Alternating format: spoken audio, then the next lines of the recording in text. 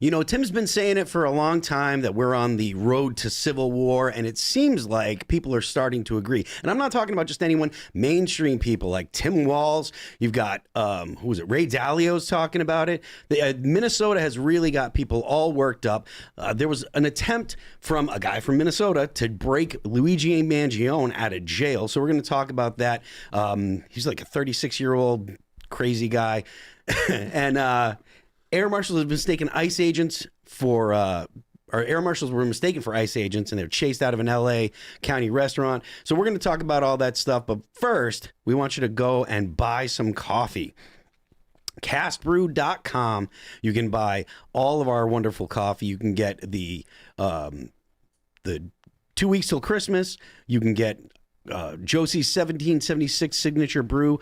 Ian's Graphene Dream is still one of the top sellers. Appalachian Nights is one of the top sellers. You can go there and get that. We got K-Cups. We got all the stuff you need to keep yourself caffeinated. And even if you don't want to be caffeinated, you can go pick up some of that Sleepy Joe. Get you the right. You can have a coffee right before you go to bed. You'll have no problem. So head on over to castbrew.com and then head on over to timcast.com and become a member there.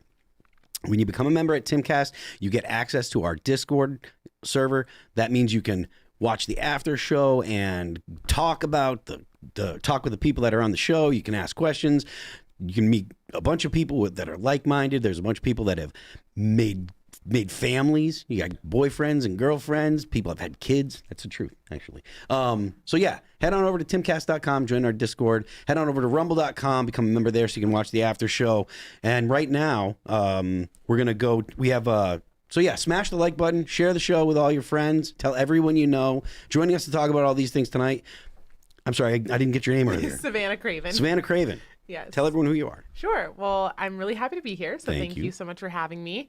My name is Savannah, and I am the face of Her Patriot Voice on YouTube, where I go out and interview lots of liberals and expose their hypocrisy and try not to get assaulted. That's probably a good idea. You did get assaulted. Yeah. You did get assaulted? Oh, yeah. We'll talk it was about very that. viral. We'll talk about that. Very definitely. viral. Very. Ian's here. Hey, everybody. I was just going to compliment you on how good you are not getting assaulted, but I'll wait until after I hear the facts. Happy to be here at Ian Crossland. You're going to find me all over the internet. Check out graphene.movie if you haven't been over there yet. Sign up for the mailing list because I got a graphene documentary coming out. But we also got Lisa. Hey guys, hope you're not sick of me yet. I'm back. I'm Lisa. If you don't know who I am, you can find me on Twitter X and Lisa Elizabeth, and I am the Timcast Booker, and I'll see you guys tomorrow morning for the Culture War. You'll see her a lot more tonight, too. She's going to be talking. I'm not, I promise. From I'm the not. post-millennial, Tim Walz warns Minnesota could be a Fort Sumter moment after his policies cause chaos in the state. In an interview with The Atlantic, Minnesota Governor Tim Walz warned that the rising tension in the state between anti-ICE agitators and federal immigration enforcement agents could be a Fort Sumter moment for the country. I mean, is this a Fort Sumter? He questioned, adding, it's a physical assault. It's an armed force that's assaulting, that's killing my constituents, my citizens. The Atlantic noted of Walt's Fort Sumter comment, he let his question about Fort Sumter hang without an answer. Fort Sumter, which lies in the middle of South Carolina's Charleston Harbor, was the site of an April attack in 1861 that marked the official beginning of the Civil War.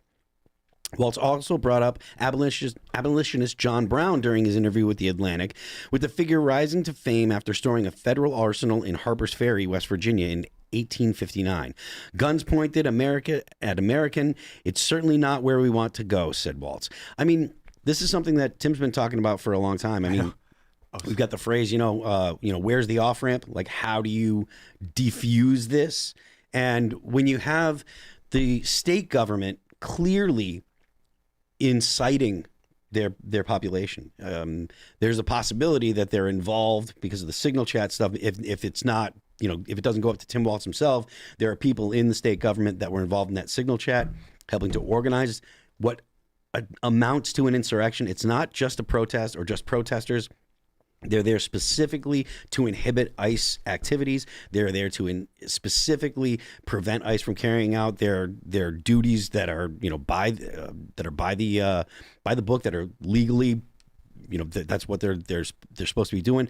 So if it is a Fort Sumter moment, or if it is a situation like that, it is the Democrat establishment that's to blame.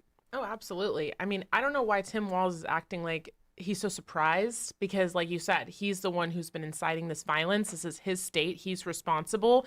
And why don't we just mention that this all happened after all of this fraud was exposed by an independent journalist, Nick Shirley, and what did they want to blame it on? Racism. You guys hate Somalians. You hate black and brown people. No, instead of focusing on the real problem, they just want to blame everyone else. But Tim Walz knew about this fraud. I believe that. So to your point, I do think that it's convenient for Walz and for other politicians in Minnesota, but the fact that there's that signal chat, that's really, I think that really kind of shines a light on the way the Democratic Party as a whole acts, or actually probably more broadly the left. There's people that are Canadian that are implicated in this, like in the Canadian government, implicated in being involved or donating or trying to there was an facilitate article that. about that. Yeah, I forget who broke the story, but it's not just, it's not homegrown. It's not just people, grassroots people on the street. It's organized by the establishment left, and it's something that Tim has been going on about how the right doesn't have, an analog for that. And I mean, whether or not that's actually the case, it's not, you can't deny that the left is organized against the federal government. Right. And if Tim Walz really cared about the people of Minnesota, his people, he would say, listen, although I don't agree with ICE, you need to stay home. Do not interact with ICE officers. Do not try to interrupt them because you will lose your life. Yeah. Possibly. They want them to lose their lives. Well, I think they really do. I think that they say these things and they get them to go out there. They want them to lose their lives so that they have something to be Whine even more about, enraged about, so distract. that they can create more chaos. Like, that's what they want. They want the most chaos possible. I really think that, I was reading their manual. They asked them, like I said this the other night, they asked them to bring leaf blowers so they could redirect the tear gas and stuff towards the cops. They said you get extra bonus points for that. They're looking to get people hurt. What do you mean by extra bonus points? That's what I don't know. That's literally what it said. It said paid extra protesters. Do you want me to pull it No, up? no. for you? I mean, I believe you. I'm just wondering what they what actually the point mean system by means. I don't know. I mean, bonus but, points. This is what they want. They want pure chaos, and he wants it to be the Fort Sumter time. Did any of you guys see the X post where there was someone was handing out pre-made signs to protesters and stuff? So I mean, they do that in New York all the time. So this isn't some kind of grassroots thing.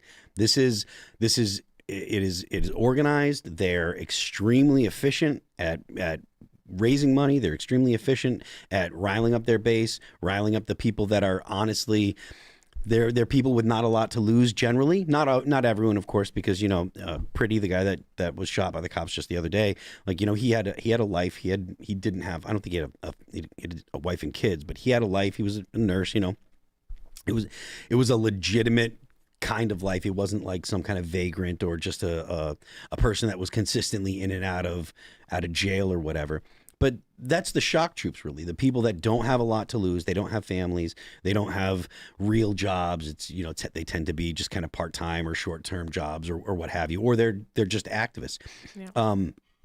And to Lisa's point, these people are just cannon fodder, because the more of them that get hurt, the more videos that the left can use as propaganda, which is it's straight up agitprop. The more that they can use these people to turn the normal people against the administration, the better they like it. Yeah, it's taking away from the real problem, and they're deflecting. They're, covering up the real problems that the Democrats are causing in our country. And unfortunately, this past week, I have seen, especially after the Alex Pretty situation, many conservatives falling for this anti-ICE propaganda. Yeah. And while, of course, I am very sad that Renee Nicole Good had to die, and so did Alex Pretty. I mean, don't act like, oh, it could have been any of us. No. Could have never been me. Yeah, never could have been never me. been y'all. I'm not showing up and messing with an ICE officer. Yeah. Even if I think they are doing something incorrect. But to that point, that is what they want. The left wants people to think. They want people to think that these were just innocent people walking through the streets doing their normal daily routine, and ICE decided that they were going to attack them and beat them down or what have you. And that's just not the case. Like, people say it all the time on X. They're like, oh, it could have been you, and it could have been. And to your point, no, it couldn't have been me, because I wouldn't go to an ICE protest at all. Yeah, I had a protester tell me last week, this was out on Long Island, they were having this Handmaid's Tale protest, and this woman told me that she believes that Renee Good was killed because she was white. That's, yeah. That's pretty standard. No, I didn't. Wasn't everybody saying it like, oh, like the black people were going around going like, look, white people, now it's happening to you too. See, and like, Well, yeah, what? they What? said that say her name was only for black women. Yeah. It's like, oh, yeah, they're okay, so absolutely out y'all of are their just minds. racist. Got it. I mean, look, the idea of racism is evolving significantly. 10 years ago, well, more than 10 years ago now, probably 15 years ago, it became very in vogue to say, oh, racism is not about color, it's power plus privilege, and that made its way through kind of society on the left. And now there's a lot of people that are just like, well, I don't care what you call me, because it's just a means to shut me up or a means to try to delegitimize what I'm saying. And I think that, for better or for worse, that's the condition that's the situation in our society moving forward. It's They're gonna be changed the terminology though. Like when people say to me like, oh, you're racist, I'm like, yep, I am. I'm like, I'm not, right? I'm like, I'm absolutely not. But I like want to lean into it just to be like, screw you. Like I really get that feeling. Like, yeah, like I said the other night, like they're like, oh, Nazi or whatever. Like I'm not absolutely. My best friend's like a Jewish person. Like I'm not a Nazi, but like it makes me want to Roman salute. Like it angers me that much. I'm not saying that. Like I just want to lean. I just want to be whatever they hate because I hate them so That's much. the plan for the radical agenda. They want you to become the villain. They're telling you So you fine, are. I'll be it. No problem. But then that's how they get a communist revolution. They want the government to become the fascists that they say they are, so that they can then tell the community, hey, look, we were right. Come together, let's overthrow this. And it's the same with individuals. If they can call you a Nazi enough times, you actually start hiling, then like they got you. Yeah, The left has caused I think they watered it words down, to doesn't mean anything lose anymore. meaning. Like if Right. everything is racist, then nothing is racist. If everything is homophobic, then nothing is homophobic. It's like you just spew this nonsense over and over and over again, and then it's like, okay, well, if just everything's racist and some type of phobic, then whatever. It's like people are over it. Right. Yeah, That's where I'm at. That's a really great point. People that are consistently told that guy's racist, and they're like, wait a minute, I know that guy, or I've seen that guy interacting with people, and he's not that. And when you hear that enough, you're like, well, I just can't believe when you call people racist.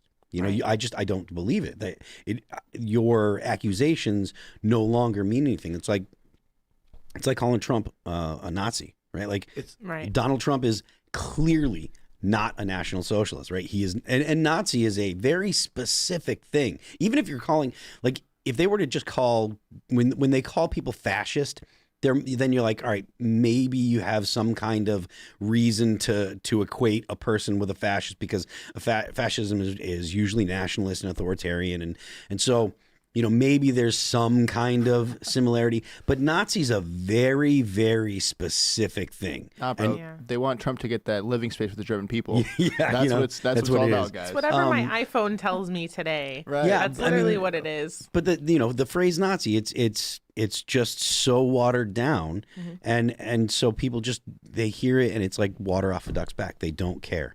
Exactly. There are real racists too, which is the sad thing about all this conflation, is that if someone really kind of ignorantly thinks that, I'm not going to say that people are different, and people are different based on their racial histories, but yeah, any kind of superiority based on a genetic code is like, bro, you need to teach kids early that that's not necessarily like genetic homogeneity happens when you crossbreed, you get the strengths from different genomes. And if people don't know that, it gets lost in the shuffle. It's kind of a tangent. That's kind of what it was like, in the 90s and early aughts. Like, the idea of being a racist was so foreign to most people. I'm an old guy now, and like when I was growing up, like nobody cared what color your skin was, and you did like it was not an issue. There was very rarely did you hear people throw around the term racist, because in the 90s and early aughts, people were just like, yeah, that's kind of old boomer stuff, or like maybe my grandfather made some kind of remarks that were like, but KKK, yeah, like that's what racism was back then. And so it was largely considered a thing of the past, and then with the advent of the way that the left has been behaving, where they again changed the meaning of the phrase racist and said, oh, everybody's racist. If you're white, you're racist. And they've really tried to awaken a critical racial consciousness. And they say that kind of stuff all the time. they want people to consider themselves a race, and they want people to focus on that to the detriment of our society, right? Like we are not a better society if people are like, no, I'm going to make sure that I'm focusing on my people as opposed to focusing on the United States as a whole, right? Like if you're like, hey, I think that everyone in the country deserves the same opportunities and the same rights and to be treated the same. That's generally what it used to be like, but that's not what people want nowadays because of the way that the left's kind of I think there's something special though about like, okay, so I am like a mix of different things, right? I'm Irish, English, Polish, and Norwegian, right? But my husband's Greek, and me and my parents even talk about this now, like. Hey, we're going to jump to Tim on Jesse yeah. Waters right now, so you're actually going to stop talking. Tim will be back on later tonight, by the way. Yeah, he's coming back. Now it seems to be a bit better. Trump did pull back, and I think Homan did state that the reason he's here is not because things have been going fairly well, but hopefully now there's going to be some negotiations where things can calm down. I think the terrifying thing about Minnesota, the situation with Preddy, the situation with Renee Good, is that we're looking at a leftist base in this country that are being radicalized. They're being told that ICE are Nazis, they're Gestapo, they're kidnapping children when none of this is true. It's all exaggerated, and it's resulting in panic. It's resulting in people like Preddy, who otherwise seemed like a good dude. I know a lot of people, they're polarized on this. They want to say either he was, deranged or whatever. I mean, look, the guy was a nurse. He worked for the VA. I don't think he was an evil guy, but he's radicalized. He shows up. He's spitting on cops. He's kicking their car, instigating these fights, and it results in these unfortunate circumstances I don't think anybody wanted to see happen. So it does seem like it's good that Trump is sending in Homan. Homan's toning things down a bit. My concern is that there's a bloodlust that's not going to be satisfied. When Homan comes in and Trump talks with Walz, protesters went to Tim Walz's office angry that he would even negotiate. So how we get the temperature down in this country without any kind of serious escalation, I honestly don't know. Even Tim Walz asked the question today, is this Fort Sumter? And I certainly hope it's not. Yeah, no, you're right, because there's a certain faction of the left that wants the violence. Doesn't matter if it's about the Palestinians or about ICE or about the No Kings. They want action, and they want it in the streets, and they want to be heroes, and you're always going to have that no matter what happens. Don't you think the media, though, has a little bit more responsibility in situations like this to calm things down? The politicians, they're running for re-election, but the press, they're just lying. It's a purposeful disinformation campaign, whether it's airbrushing these martyrs or just not even saying what these people are really doing. This video went viral yesterday, that one that you showed, where Preddy is kicking the taillight out of this vehicle. And immediately these networks sprang into action claiming this was an AI video, totally fabricated argument, trying to downplay that this guy actually was a violent guy. That doesn't mean he deserved anything, but I think the context here matters. And we did see some, I would say, middle-of-the-road people kind of walk back. They thought this was just some legal observer. Well, he was a bit of a radical. But when you look at how MS Now runs that airbrushed photo, yeah, it's seemingly this addiction to driving the narrative either for ratings or ideology, and it's making people go nuts. Yeah, it's like when you have some guy in a violent situation with cops, they always put the guy's like middle school graduation picture on the screen from 4 years ago. Yep. It's just dishonest. I think we're starting to see through it because of your outlet, the internet, Fox, and everything. People aren't as brainwashed as they used to be, but some of them are, and it's a real problem. Tim, good to see you. Thanks for having me. Nick Shirley back in Somaliland. Jesse. Yeah, Nick. Plus. Jesse. Hey, Nick Shirley. What's up, homie? Jesse hit it on the head with it really is up to the media to tone it down. But the media is part of the problem because they are part of basically the Democrat establishment. Well, we're this media, we're the media now. Well, I mean, yes, fair enough. It is to a lesser degree, our responsibility to do what we can to push back. But the point that I'm making is, we were talking a little bit about the Signal chat and how the government of Minnesota is involved in it, or at least people in the government of Minnesota were involved in the Signal chat. So the media is just the information arm. That's why they did things like make Pretty look like he's he darkened his skin. They made him look a little filled out. That's why they made Joe Rogan look like he was kind of sickly when he was talking on that. They do what they can to kind of shape the narrative. That's their goal. Phil, Looks like Serge is about to give me didn't you see the guy from Breaking Bad like literally today calling for revolution, right? He was literally calling for revolution. You have I can hear Tim Pool behind me. what? Wild Tim Pool enters the chat. Did you see that guy? Oh, you got to see this guy. The guy from Breaking Bad is literally up there. We got pulled up. Yeah, okay. Well, he's out there literally calling for a revolution. You had that Molly Ringwald, who is a ginger and hasn't been relevant in like God knows how long. She's right? calling for mass executions. Yeah, she's calling for mass execution. There was another guy, again, that was saying something the DA, Larry Krasner, was literally saying we're going to hunt down the Nazis and identify them. I mean, it's not like it's the media. It's the people who are front and center in society that are begging. They want the Civil War. They want to listen to what this guy has to say. A lot of times it's, in addition to that, the media that amplifies their message. Even like trying to counter their narrative, sometimes just putting them on TV and saying, look how bad they are, is showing 30 million people the idiot, and then they go to sleep and they think about the idiot they heard earlier and they remember what he said. The people in the media, in the entertainment world that are making these comments, they're making these comments because they feel like it's acceptable because people in the media have been making these comments and because people in Washington have been and making they're not going to be involved. They're going to take off on their private plane and go to Bora Bora while it's all happening, and then they're here to have like whatever's left over. I don't know if you guys played the. We watched it. You did watch it. That's why we're talking about this. So I don't know if they want me to say this, but I'm going to say it anyway because I assume if at any point in the future I get like any kind of network deal, I won't be able to say stuff like this. But they were very much concerned about rhetorical escalation in this conflict. Yep. I'm saying this because I deeply respect what they said when they reached out. They were the producers were concerned that the language is getting too extreme. Not anything, but I'm just trying to paraphrase here. There were people online saying, "Good, they're glad Preddy's dead," and Renee Good and all this stuff, and they're like, "We do not want this," and I'm like, "Neither do I." And so my view is very much, in any normal circumstance, Preddy would just be some goofy liberal in a hospital, and you'd roll your eyes at his goofy liberal thing, and that'd be the end of it. But what we're seeing with this radicalization, with statements like this, it's driving people to an extreme position where they go out, getting into fights, thinking they're fighting this imaginary shadow demon, and it creates what I described as an unfortunate series of events.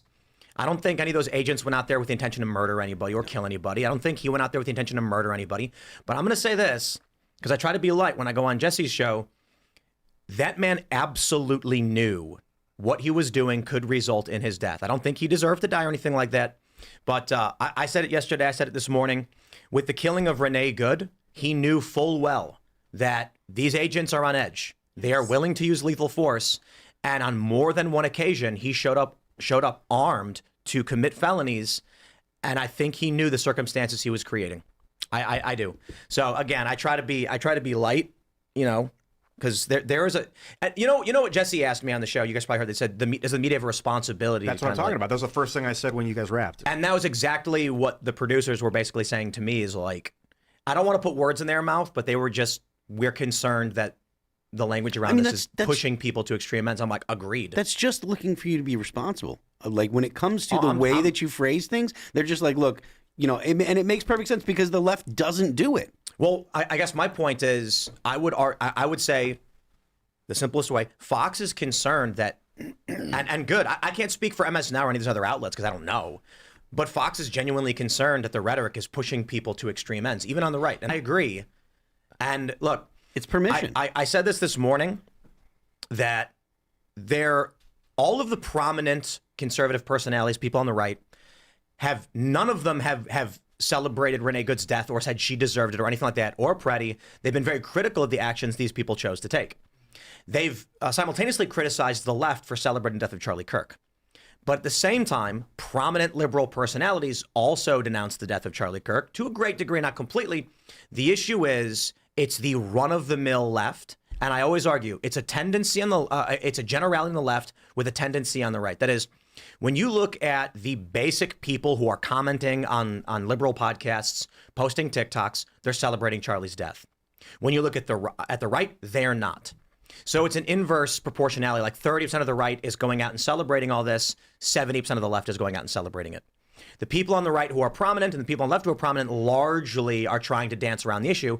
And there's two big reasons. One, I think as much as we want to criticize many of the liberals, they do try to keep things at a certain level. Not all of them. And the right certainly does want to, because there's a moral, I don't say this in a derisive way, but a moral superiority of like, we believe killing is wrong. We do not want the conflict. But that being said, the left sees these portion of the right celebrating the death of these people, mocking them, making jokes, and it's creating a tit for tat that's not going to be quelled. I certainly think prominent liberal personalities are feeding into this, calling them Nazis and pushing these lies and manipulations, and MS now photoshopping the guy's face. But I don't know that there's any good answer, because it doesn't matter. You know, it's the 1% rule.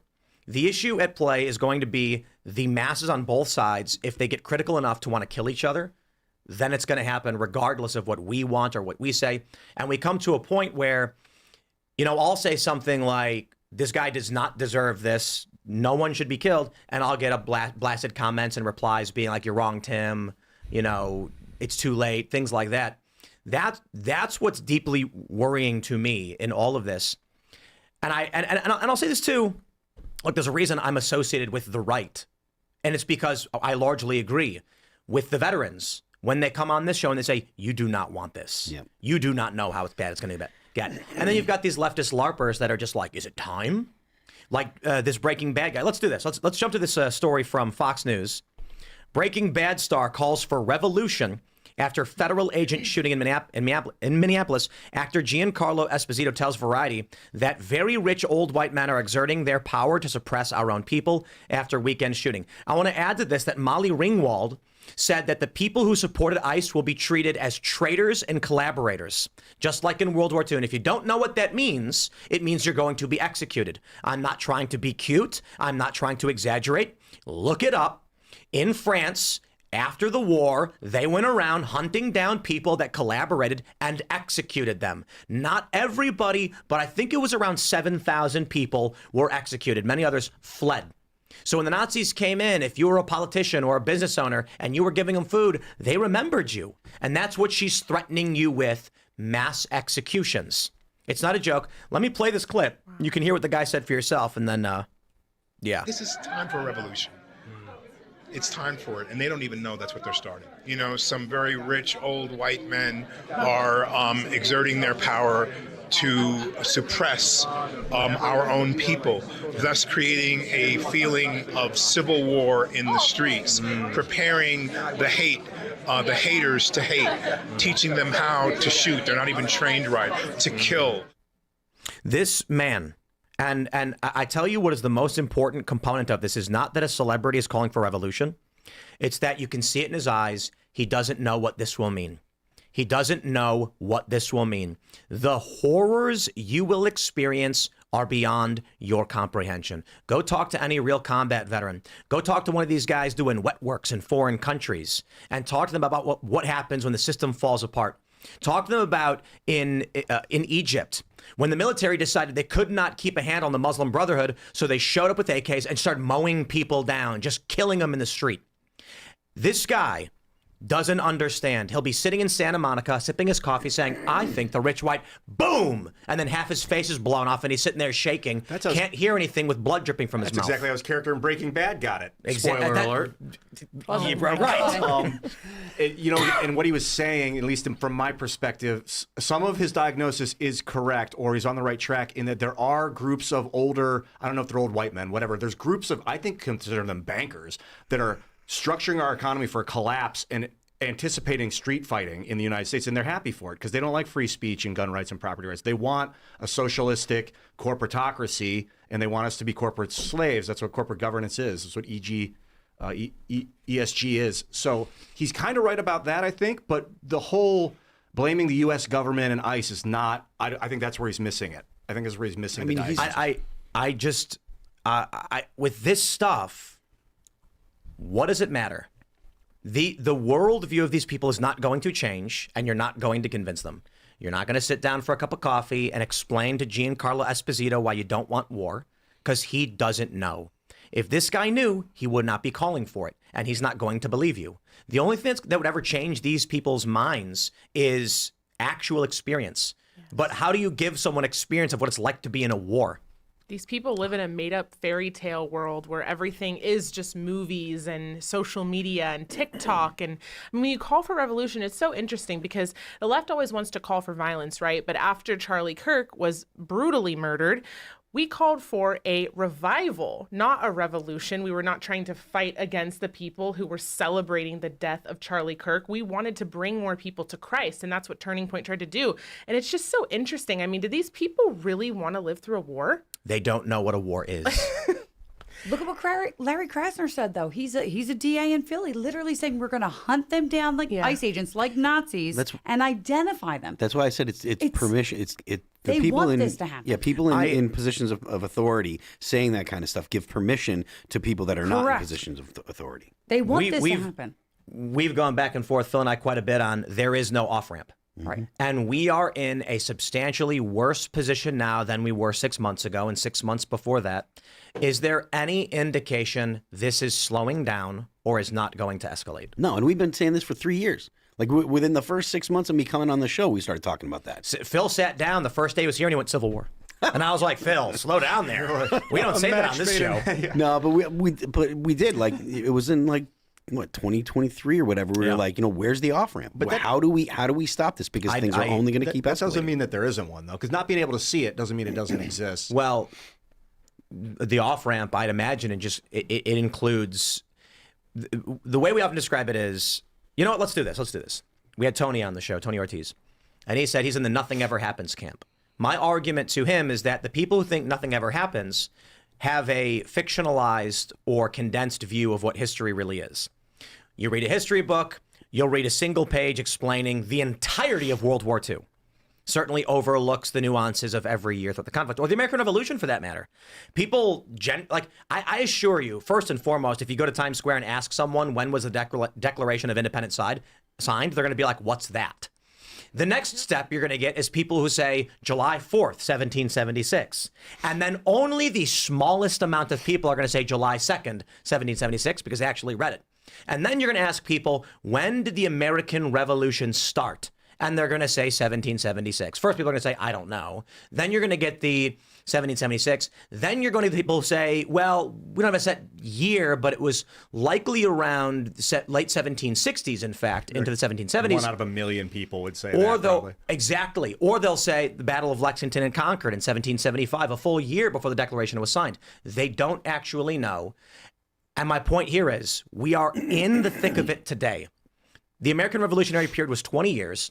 And they were in the thick of it and didn't know what was going to happen and didn't think it was a war immediately. And we talk about the American Civil War. These people, when they say things like nothing ever happens, they don't realize that it was always going to be grains of sand making a heap or snowflakes in an avalanche. And so when, these people say things like they want a revolution, that's when I'm looking at the market, I'm looking at the ticker being like, how do you reverse course on this? In which case, ultimately, my point is, the off-ramp for the frogs in the pot is cranking the temperature up 10 degrees instantly. Because the argument is, these people who think nothing is happening are frogs sitting in a pot and the temperature is slowly rising so they don't notice. I would argue it like this. If the temperature of the water is 70 degrees and it rises to 80, did something happen? Well, the answer is, yeah. The water's actually gone from lukewarm. It's actually kind of warm now. If it goes from 70 to 90, did something happen? Yeah, you're getting pretty hot water. If it goes from 70 to 100, certainly something happened. The problem is they're not calculating it was 70 yesterday, it's 100 now. The people who think nothing ever happens are saying, what do you mean? The temperature was 89 degrees last week. It's only 90 now. Nothing ever happens. So how do you shock these people and wake them up? You crank the flame all the way to the top so it goes from 89 degrees to 120 and they go, holy crap, and they jump out. And my point is, shock and awe is likely the only thing to stop this, which is why I said the other day, Trump needs to stand down or suit up. You can't do half measures. I like the statement. That is a cool statement. But that's the accelerationist take on things, which has some value, which is why people think of themselves as accelerationists. Like, technically, you could also shake the pot without turning the temperature up, and that will that's the same point. That's shock and awe. That will wake them up without having to turn the temperature up. It'll feel hotter because now there's friction. How would you do that? Regardless, that's the creative. Those are the arts. That's where the sciences and arts. It shakes up the pot. But we are in agreement. The point is, shock them. The people who are in the pot, if you move it gently from side to side, they're going to be like nothing's happening. If you jolt it, they're going to say earthquake and jump out. If you crank the temperature up, they're going to say, it's all of a sudden very hot. They're going to jump out. It's the half measures that are inching us towards catastrophe.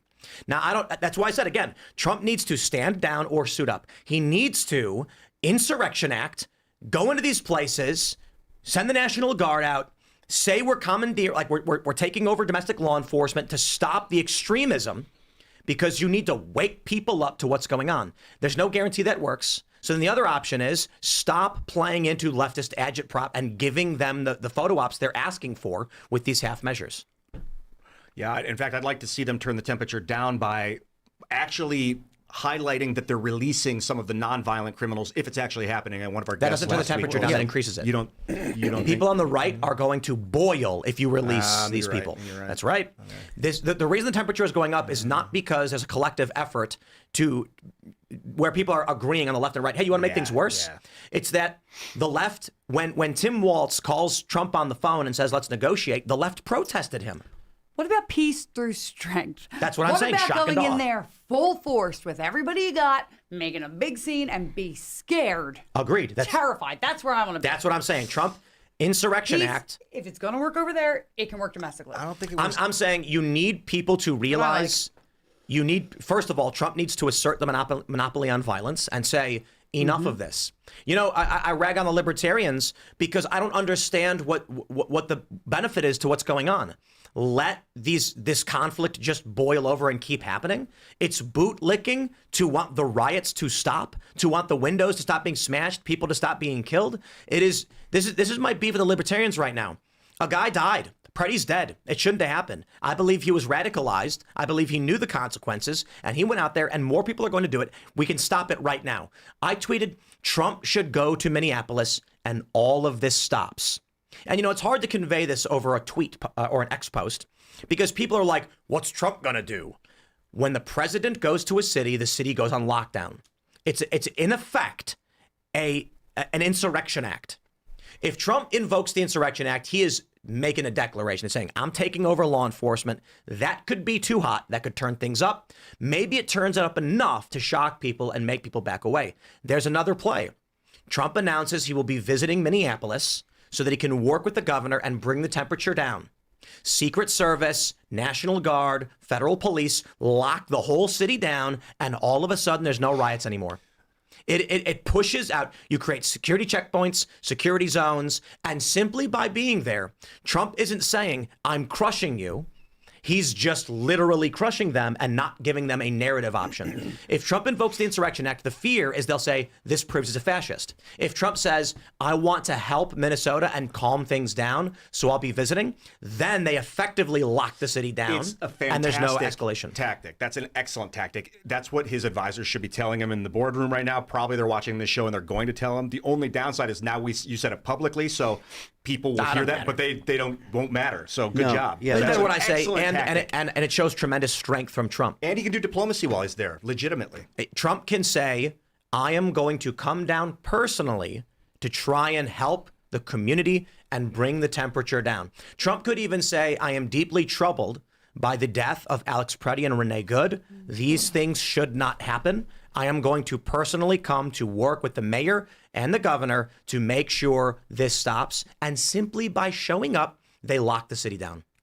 Yeah, I think that's and actually... it's a personal... Listen, it makes Trump look strong.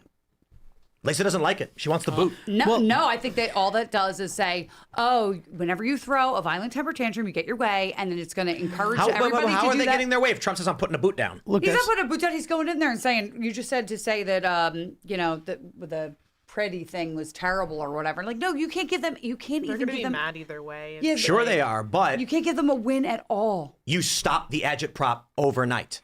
You shut down their tactic. But he They have already no said response. all that. He already said that, and we're pulling people out now. The Homan says we're pulling people out, and that's Yeah, because that's they're all working with the bad. deals. Yeah, that's horrible. Like that's conceding. Pulling the And- temperature down is good. I'll say that. Homan is toning the temperature down. He's trying to say, like, it shouldn't happen. We don't want anybody to die. I can respect that. Trump should do it personally. It's not an issue. The point is, I can see that, but if Trump invokes the Insurrection Act, they're going to fundraise $1 million off of it. I understand that. If Trump shows up, yeah, there's nothing to fundraise off of. Show up with what though? By Just himself? him. just Yes. show up. Nah. No, well, I mean, he's not going They're to go going there to by lock down the himself. highways. He's going to They're bring. going to create checkpoints. Yeah. Secret Service and National Guard will be everywhere, and they can't say he's a fascist for doing it because it's literally just standard procedure, and he's not invoking anything. And that's the kind of stuff that the military does. Like when the military wants to take a location, they just go in with overwhelming force, and then they just sit Well, there. he said by himself, not overwhelming force. I want to. No. The president's not going to go by himself. When the president goes Lisa. somewhere, You work they on announce- Capitol Hill, you know this. But no, I'm not talking about like a Secret Service. I'm talking about when you say overwhelming force. I want like every trained ICE officer who's trained on removals to be in there and get it all done at once. And that's a potentiality, which I said is Insurrection Act. The concern with that is the You don't have to- possibility of blowback. No, you don't have to do the Insurrection Act to do it. You just have to take all the ICE agents and ramp up the deportations. You can have There's Trump not there or enough not. ICE agents. I mean, take the ones that are doing all the stuff in Florida and Texas. You can halt So them for now. you want to Send shut everybody- down the functional, the ICE operations that are working? Yeah, because if you go in and you swarm, you get it done real quick, get everybody out of there as soon as possible, and you go to the places that aren't bothering you, and then it's all over. No, I think that's a half measure, and that's the problem. Trump surged them all done. 2,000 additional feds into Minnesota, and it made things worse. It's either Insurrection Act, you go all the way, or you do nothing. And the point I'm making about Trump just going there is that it locks the city down. It shuts down their agitprop. They have no opportunity for propaganda. Propaganda. They have no opportunity for fundraising. They can't call Trump a fascist. Trump just says, "What do you mean? I came to try and help the mayor." And there's no Trump beat anybody. There's no opportunity for them to do it. Yeah, it cuts them off at the shin. The president doesn't need a reason to visit a city. Like it's not like the I'm president not needs to opposed to clear. him going there. I don't want to give them an inch. I don't want to. I don't Lisa, even want to take the rhetoric down to Lisa, like we did anything wrong. But listen, Conceding. but you got to be careful not to be Wile E. Coyote running off the cliff. Why do we have to behave when they don't play by the rules? I'm not saying behave. I'm saying stop buying into their agitprop. It's not about the agitprop. I don't care about their agitprop. They want the half measure. Yeah, they but- want the half measure. Don't do a half measure. I don't want to do a half measure. I want the whole. I want. Insurrection Act. Yeah, I guess sure. Yeah, Trump needs to assume control of local law enforcement. Yeah, I want put the National Guard on every yeah. street corner and say no more rioting. Yes, that's what I would like. The concern. And we will the do this concern in there every is city if we have to. If you keep behaving this way. indeed you can't though. That's the problem. There's not enough people. We should go back to requiring young men to serve. Well, that doesn't work because they get angry. But there's 30,000 feds.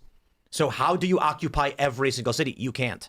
So Trump's got a finite amount of pieces on the board, and clearly the surging 2,000 additional feds did not work. So there's a few It did options. not work. And Trump took the half measure approach once again, which I think is going to be a net negative. But let's do this. In this conversation of civil war, we have this from Kalshi. Donald Trump out as president. Take a look at this. There's actually, before 2028, 33% probability. Before 2027, 15%. Now, I'm going to go ahead and say this. To me, it feels like free money. Trump's not going to be out as president before January 20th, 2029. And they're giving it a 36% probability. But it's actually pretty dang crazy that all of your choices are that Trump is going to be removed from office early. And that you've got $1.8 million wagered on this, that 15% of the people here believe, or I shouldn't say 50%, I don't have the actual ratio for the money, but these people believe there's a 15% chance Trump is removed from office this year. You know how risk averse I am and how much I don't like gambling. That's a bet I would take. I might just go bet on that when I get home. Those are all the people that think so are all the people that think that the Senate's going to flip too. Yeah. Well, what I find interesting about this is that the prediction markets are rarely wrong. The problem with this is you've got, 64% that he will not be removed before January 20th. But when you add it all up, there's a decent probability in this that they think Trump is going to be removed. And you know what? I do believe there's at least a double-digit possibility Trump doesn't finish out his term. First and foremost, let's consider the fact that he's almost 80 years old. With all due respect to Mr. President, he is at life expectancy. I'm assuming that will play into their payout. How are they defining removed? Right. If Donald Trump leaves office before January 20th, then the market resolves to yes. Source from New York Times, AP, Reuters, Axios, Politico, some before the information, Washington Post, Wall Street Journal, ABC, CBS, CNN, Fox News, and MSNBC. If he leaves solely because they have died, the associated market will resolve and the exchange will determine the payouts to the holders of long and short positions based upon the last traded price prior to death. So I'm not suggesting he's going to die, but I do believe that the zealotry we've seen in Minnesota, you've got Democrats. It's not just Tim Walz saying, is this Fort Sumter? We saw, I forget who was it, Jesse Waters had pulled up saying it's a revolution, it's civil war. You've got celebrities saying it's civil war or calling for revolution. You've got celebrities calling for the mass execution of prominent conservative personalities. Yep. All of that lends itself to a decent probability that they will at least try. Well, I'm sorry. There is a 100% probability they will try to remove Trump as president. There's a decent probability, although very, very, very small, they succeed. Yeah, I mean, I don't see it happening. If the Senate flips, then I think that the actual chances will skyrocket. To be honest with you, but I don't see that happening. Trump being removed? The Senate flipping. Civil War, the chat is asking. I pay so much attention to the chat. I don't know if Kalshi has a civil war. That would be interesting, how would you right? define it? It's such a vague term. Civil War. I love reading the chat. I even go back after the show and read all of them. She reads all of them. Every single one. I used to. I'm such a nut. Sometimes I would go hard some nights. Yeah, I don't think they have a probability of civil war. And then the question is, how do you determine when a civil war happens? Right. Because again, that's what Tim Walz is asking. Declared, is this though. Fort Sumter? Right. There's no such thing as a declared civil war. It's never happened. Well, when they took Jefferson Davis and was like, when they took Jefferson, well, you mean when he was Appomattox? I'm taking command, I guess, or Lisa, do you watch the show? I don't know. So did Lincoln? I know you mean with They the pot did and the not frog. call it a civil war for 2 years into the Civil War. It was half over. But you and knew they were that like, they I were think it's a there civil were war. two separate armies. Well, But that's not what a civil war is. That's kind of a misnomer calling the American Civil War Civil War. This is something I learned a few weeks ago that I think if Scott you watched Horton, the show, you've known this years ago. Scott Horton, that it was like two countries split into two. It was a country split into two different countries, and then they fought a conventional war. Not a real civil war where dudes are up in next door in the third floor with a sniper rifle waiting. It was actually a war for independence. The Confederate States were trying to break away from the Union, not to control D.C. They wanted their own country. Yeah, not a civil war. They lost. The distinction between the American Civil War, that's why it's like American cheese, right? It's not really cheese, but we call it that in the American Civil War. I explained this morning because I'm seeing all these leftoids being like, well, during the American Revolution, we fought tyranny with guns. Are you saying the revolution? The Founding Fathers had no say. There was no opportunity in Parliament for representation. And they tried 4 years to petition. And then they asked the king to intervene, and he wouldn't. And they said, if we don't have a say on how we are governed, we're not even we're just being oppressed. So you know what? We'll do it ourselves. In the American Civil War, again, like American cheese Civil War, the Confederates said, we will have a say and we shall vote. And then they lost. And they went, well, then I'm leaving. And then the Union was like, nah. You had your say, we voted on it, and you lost. And now you're trying to break apart the Union and leave because you're mad about the results of an election we all agreed to be a part of when we founded this country. That's the distinction. So right now with Minnesota, with Tim Walz and his Wackaloon Goon Squad, they had their vote. And if they won and Democrats took Congress, they'd be trampling all over us, calling it democracy. Mm-hmm. And now, just like the Democrats in 1861, the Democrats now are bitching and moaning because they lost an election, and they're trying to violate our democratic institutions and our rights because they can't handle being beaten. How about we just have Kolschi say American war on a war on American soil between its own constituents instead of a civil war? So typically what we see, what's happening right now in the U.S. is actually more akin to a traditional civil war than the American Civil War. There could be just two factions, but they are actually fighting for control of one government. Right. So I actually think, again, I've said it before, I'll say it again. Should we actually find open conflict with paramilitaries with rifles shooting at federal agents?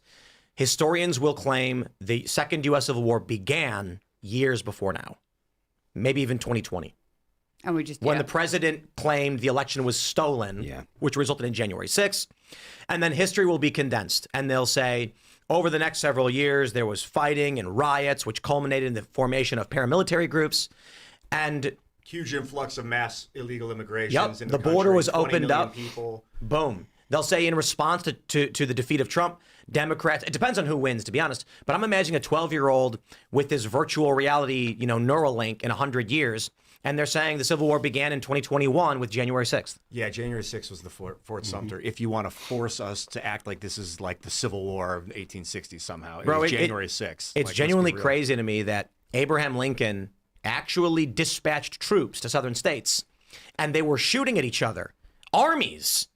And the people of America were like, it's not a civil war. And they put him on the $5 bill like he's a hero. Like, this is the guy that... Abraham Lincoln? Yeah. What do you I'm not mean? a big fan. Well, he's on the $5 bill now. Right. They posthumously made this guy a superhero. But he is a hero. He federalized the states. He made centralized power. And he was like taking away people's habeas corpus. He was sending troops to other states. And still, we look at him as a hero. Indeed. Which is crazy because he was like one of the most authoritarian presidents. They didn't Absolutely. put Woodrow Wilson on the dollar bill. Welcome to war. But it's pretty close. Welcome to war. I know.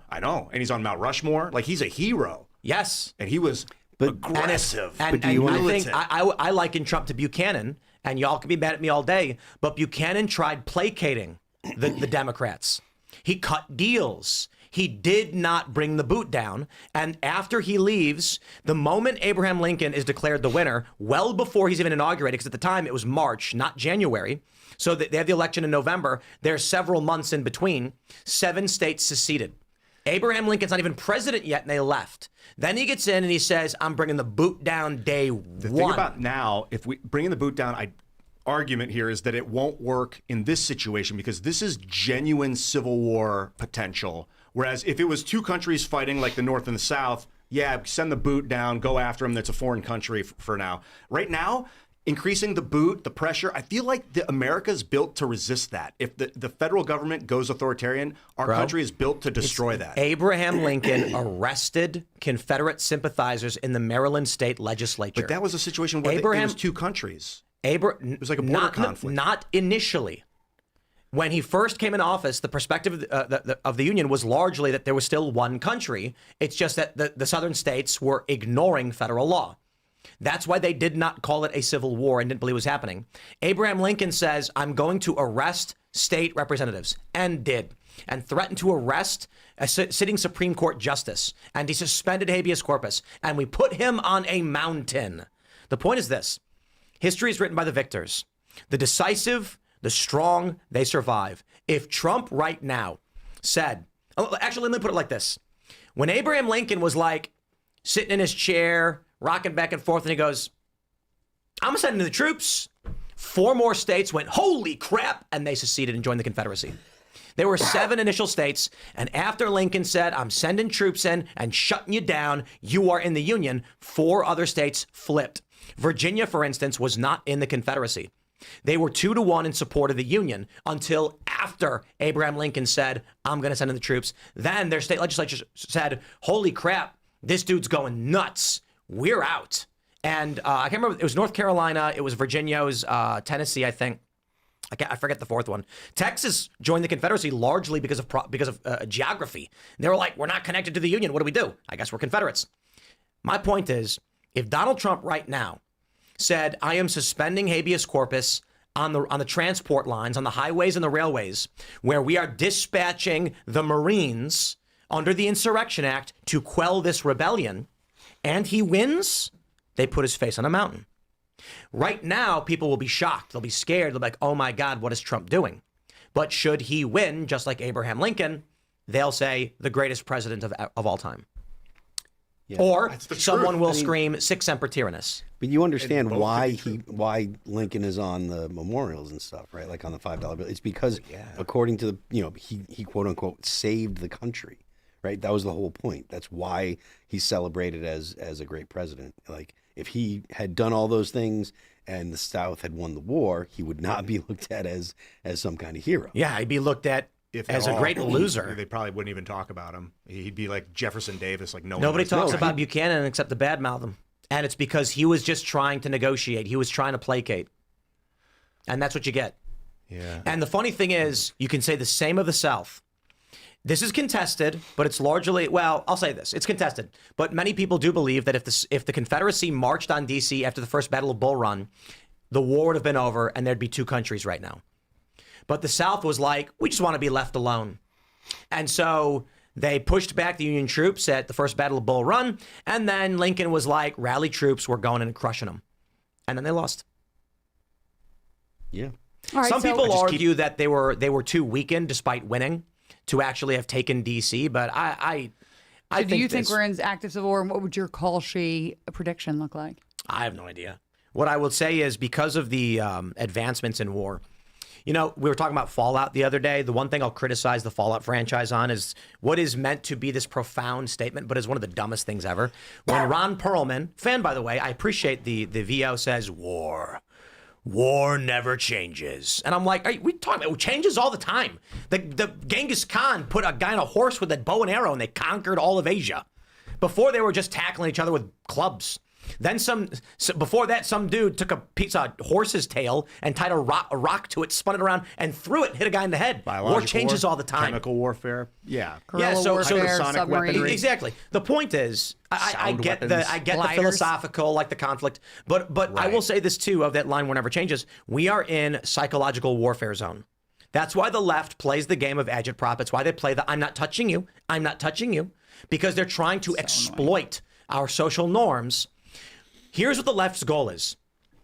They say, hey, film me only after. Don't film the part where I punch Ian, film the aftermath. Mm-hmm. Then I'll walk up to Ian, hit him in the gut, then I'll back up going, please don't hurt me. And then he films and you start swinging at me. And then we post a video saying Ian went nuts and attacked me for no reason. Mm-hmm. That's the left's playbook right now. They're not trying to win a war by storming in with guns, capturing people, and occupying a building. They're trying to trick as many people as possible into believing that they are the benevolent benefactors of the oppressed. It's literally agitprop. Yeah. Right? The whole But then point. they also have like just the useful idiots, like the people that punch Savannah. They just have low impulse control, and they can't handle what they're hearing because they've never had to deal with anything in their entire lives. They've been coddled and whatever. And go ahead, Savannah. And right? they know there'll be no consequences Correct. or very little. When the DA drops the case because it doesn't fit their political agenda. So there's just, you get a slap on the wrist, and that's pretty much it. Let's pull this story up from ABC News. Man allegedly tried to break Luigi Mangione out of jail by impersonating an FBI agent. And where was this man from? Minnesota. A Minnesota man allegedly tried to break out Mangione, impersonating an FBI agent. Mark Anderson, 36, was charged on Thursday with impersonating a federal agent as he allegedly tried to sneak Mangione, 27, out of the Metropolitan Detention Center in Brooklyn. Sources told ABC News the ill-fated escape attempt saw Anderson approach an intake area inside the jail to get close to the accused healthcare CEO assassin. Anderson allegedly lied to officials by claiming he had paperwork signed by a judge authorizing the release of Mangione, which is just the stupidest thing. Bro, transfer, come on. But to go out and be like, they're letting him go. The guards are going to be like, yeah, sure. This is like one of the most high-profile inmates we got. If you said they're transferring him out, don't ask me, I'm not the boss, I just do what the boss tells me, then you might have gotten away with it. You would need an official-looking vehicle. I mean, the scary thing is this actually could have worked if the guy wasn't a retard. The criminal complaint against Anderson does not name Mangione as the target of the alleged breakout attempt, but sources said the murder suspect was the focus of the plot.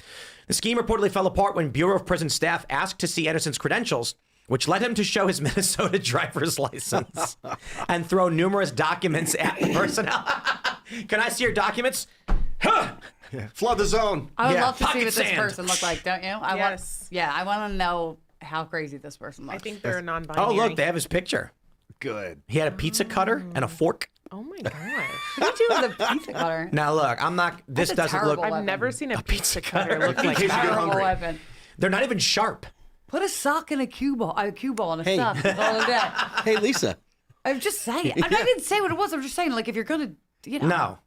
No. Stop giving advice to lunatics. I'm not trying don't to do give that. advice. Okay, I'm sorry. Ahead of his trial, Mangione and his lawyers have attempted to bar key pieces of evidence against him.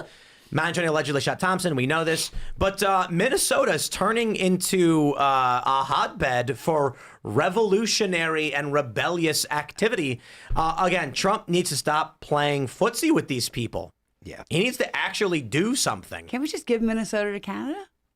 No, Well, it's- why? It's Get like rid of a, them. They don't want. I don't think they want. it's Minnesota. beachfront invasion zone. You Yeah. can't cede it to the enemy. That Why don't we flat just line is build a good big board. wall around the whole thing and then just turn the whole place into like our Australia? Oh, how much would that cost? Who cares? I'll pay. I'm down. Put a one. Sorry, Put a 20 in the chat if you agreed. We should just box in Minnesota and put all the liberals in there, and we agree we will pay taxes to make that happen. Okay. I want a sound I'm willing to bet barrier. every conservative will be like, take as much taxes money from you as you want to do that. I made this argument before. Lisa, I asked you a question. Would you be willing to accept a 50% tax on all of your money in order To have women not vote? to put Yes. all liberals in the Matrix? Yeah. Agreed. No, Well, hold on. What do you mean no? I have friends. 20s across the board. You can visit But them no, in the no, Money no. Matrix. They Friends. choose. They choose. I'll give them the option to okay. go. Yeah, I'm saying I say this to all liberals. I will gladly pay for your Neuralink and your Matrix chamber out of my own pocket. Gladly. You know why? That's a win-win. Peace. Yeah, absolutely. The liberals love the idea. They're You can like, be a Jedi. yeah, you can, exactly. Or a wizard, Harry. I mean, you could be yeah, a wizard. yeah. Harry. It seems like humanity's being guided towards that regardless. Listen. Communism I will tell you work this. in there. I want to do this survey. Let's do this survey. Maybe we can get Rich Barris to do the survey for us. Ask people their political affiliation and if they would accept entering a matrix-like environment where all of their dreams come true and they can live in paradise. I guarantee you liberals will largely say yes. Conservatives will absolutely say no. Yeah, And that Unlimited means- COVID shots, unlimited abortions. They'd love it. bro. You can do whatever you want. And here's the thing. Even if only half of liberals say yes, that means we win every election from here on out. I will pay for that. I will pay. And, You and tax me at 80%. And once- Just give me a loaf of bread every week, and I will break rocks to make that reality come true. And once Republicans have actual, control of the government, we'll make sure that your Neuralink is always serviced. just It's 20s across always the taken board. care of. You don't ever have to worry about it. And because conservatives know, at least the modern Could you- generations know could what you- would happen if see- you were to get out.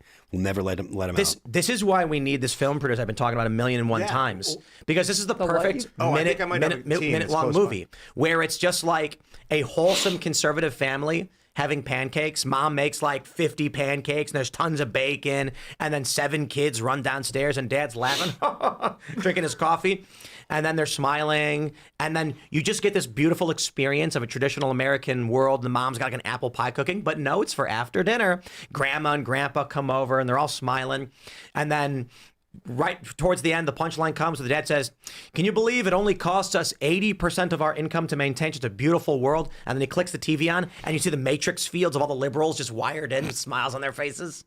Yeah. Oh, sounds like a dream. To them too. Yeah. To them too. I guarantee you, you go to any one of these like individuals who have identity disorder, whatever it might be, and you'd be like, listen, you we're going to whatever plug you you in want. and you are going to be a female dragon.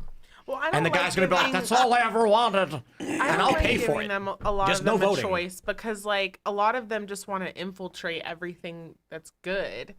So I feel like a lot of them would say no. The destruction is the just point. But it so that doesn't they could matter. stay to If destroy. 5% of liberals said yes, we win every election forever. Yeah. Okay, We That's don't, it. we Just don't need all of 5%. them. You get them all. Yeah. Feels- that'd be- They'll be a permanent minority, and then we'll be like, bliss. listen, It's not like they're reproducing, you know? exactly. Because they just abort all their children. To us, it sounds insulting, but I assure you, you go to the average liberal and you say it in a neutral way.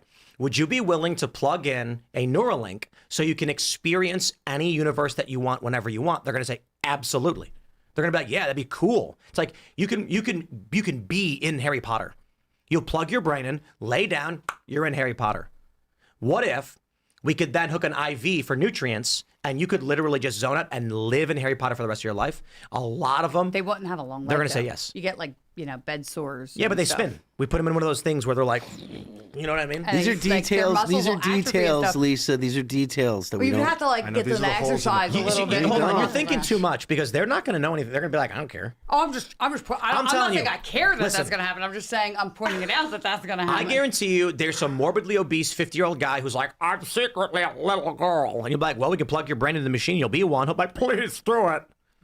Okay. They'll do it in 2 seconds. You don't think so? No, listen, I think they will. I'm not complaining Absolutely. about it. I'm just like, putting all the, I guarantee you there's a decent double-digit percentage of these people where you said you'll only live another 20 years because of the bed sores and the muscle atrophy, and they'll be like, I don't care. they're like, yeah, fine, it'll be blessed. Go ahead. Yep. Yeah, I know. I agree with you. I'm just When you're in the Neuralink, putting out you there that that's a slow possibility. time down for they'll experience time slower, so it'll seem like a full lifetime for them. Oh I won't want to be anywhere near that facility. You could deviate time.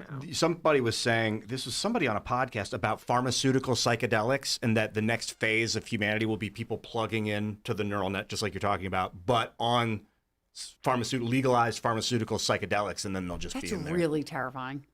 Where do you find this stuff, Ian? Because I've never heard that. Ian likes drugs. Likes talking It about was drugs. I don't remember what that was on. never heard that was ever. on. That was on. I don't know. I got to get on your YouTube algorithm. Yeah, it's like Rogan, Chase Hughes. It's a lot of these like podcasts. Yeah, you should and, send like, me some so I can so we could be on the same wavelength so I can know what you're talking Okay. about. Because I hear that stuff and I'm like, I've never heard anything like that. You could just Google, search it. Yeah, in I'm the like, YouTube I'm set in chat. 1800s. You know what I mean? Like, Next time I bring it up, I'll see if I can I have need some. need to see what they're talking about. I got to be honest, I'm pretty sure a lot of conservatives would agree to peacefully, do what they call the peaceful divorce. Like, okay, we're going to give the Rockies and West to the liberals. That's your country now, and this is our country. And the right's going to be like, yeah, okay, I guess. A lot of people are going to be like, it's better than civil war. Liberals won't, though, because as communists, they're like, I must consume you. Yeah, we need also Pacific Coast access militarily. We need it. So I don't think it can happen. I don't think there can be any kind of Yeah, no, I don't think peaceful separation. divorce is possible because of allocation of resources. Like the West Coast produces a lot of food, and it's going to imbalance everything. Plus, some states have nukes and some don't. It's going to be real weird. Yep. Yeah, you know what's really funny? Let's play a game, friends. Which state, if a civil war were to break out, which state do you think would be one of the most sought after to control? Let's say two factions. Colorado, baby. Why Colorado? Because it's got underground bases and it's super high up. Pennsylvania steel production. We used to do a lot of steel production out of there, and I'm sure there's still. The raw materials are there. No, I mean like the setup is there. Don't they still have a lot of the factories and stuff? And I all? need raw materials, though. What do you think, Phil? Florida. Why You got- they want to because seize Florida? I think, because the Florida's got, if you're talking about where you'd want to be or where No, the no. government, You've got left and right factions. War breaks out. What's the first target? They say we have to control this state. Someone said Hawaii. Yeah, no. I would say California. Hawaii's just gone. They have a wide range of. California's So got- maybe instead of doing it this way, we do it horizontally. North and That's south. how the country splits, because you just get a good amount of each. I feel like they tried that before. Yeah, California's would be one of them. The North had the manufacturing though. You've got fracking in the Dakotas. and I that's would a argue North resource. Dakota because the frack Yeah. fields light up brighter than most U.S. cities at night, how big they are, Yep. and the amount of oil that they produce. But it doesn't mean they produce more oil than anybody else. California produces a lot of oil as well. Yeah, they produce it, but I don't think there are any refineries there. Jersey has refineries. But New Orleans the has re- refineries. I'd argue North Dakota because it's the easiest to take. Not a lot of Texas people, produces, yeah. New Mexico, Texas, North Dakota. I'd argue North Dakota because it's largely flat and easy to take. Yeah, North Dakota would become like the Ukraine in a civil war. It would be mud. It would be no man's land. Everybody would want No it. way. Everyone would just artillery shell the shit out of that flat land. It would be dead. You got to. That's true. Targets They'd to probably use artillery. the frack fields would probably just be flattened by bombings because Nobody can have it. Exactly, because we can't hold it. We're under siege too often. You like Yeah. underwater wait, real refineries. quick. Can't you frack in Pennsylvania? Here's the thing. Yes. You can frack, right? So Yes, but- fracking's important, right? And so is neon, right? So neon is a byproduct of steel, right? And you need neon for those superconductors. What are they called? Right? You're talking about neon? The gas? Yeah, Okay. neon's literally a byproduct of steel. That's why Ukraine and Taiwan have a ton of it, right? And they need that for those little chips that we make for all of our communication, our cell phones for all of our military. What are they called? Superconductors? No, they're, you know what I'm talking about, the little chips in Taiwan. Semiconductors. Semiconductors, that's it. Yep, yeah, like you need that. So steel production is high up there. So you want somewhere where you can produce steel and you can have natural gas. Yeah. Yes. PA is densely populated and would easily be absorbed as soon as a war broke In out, the though. middle, it's not densely populated. It's East Coast.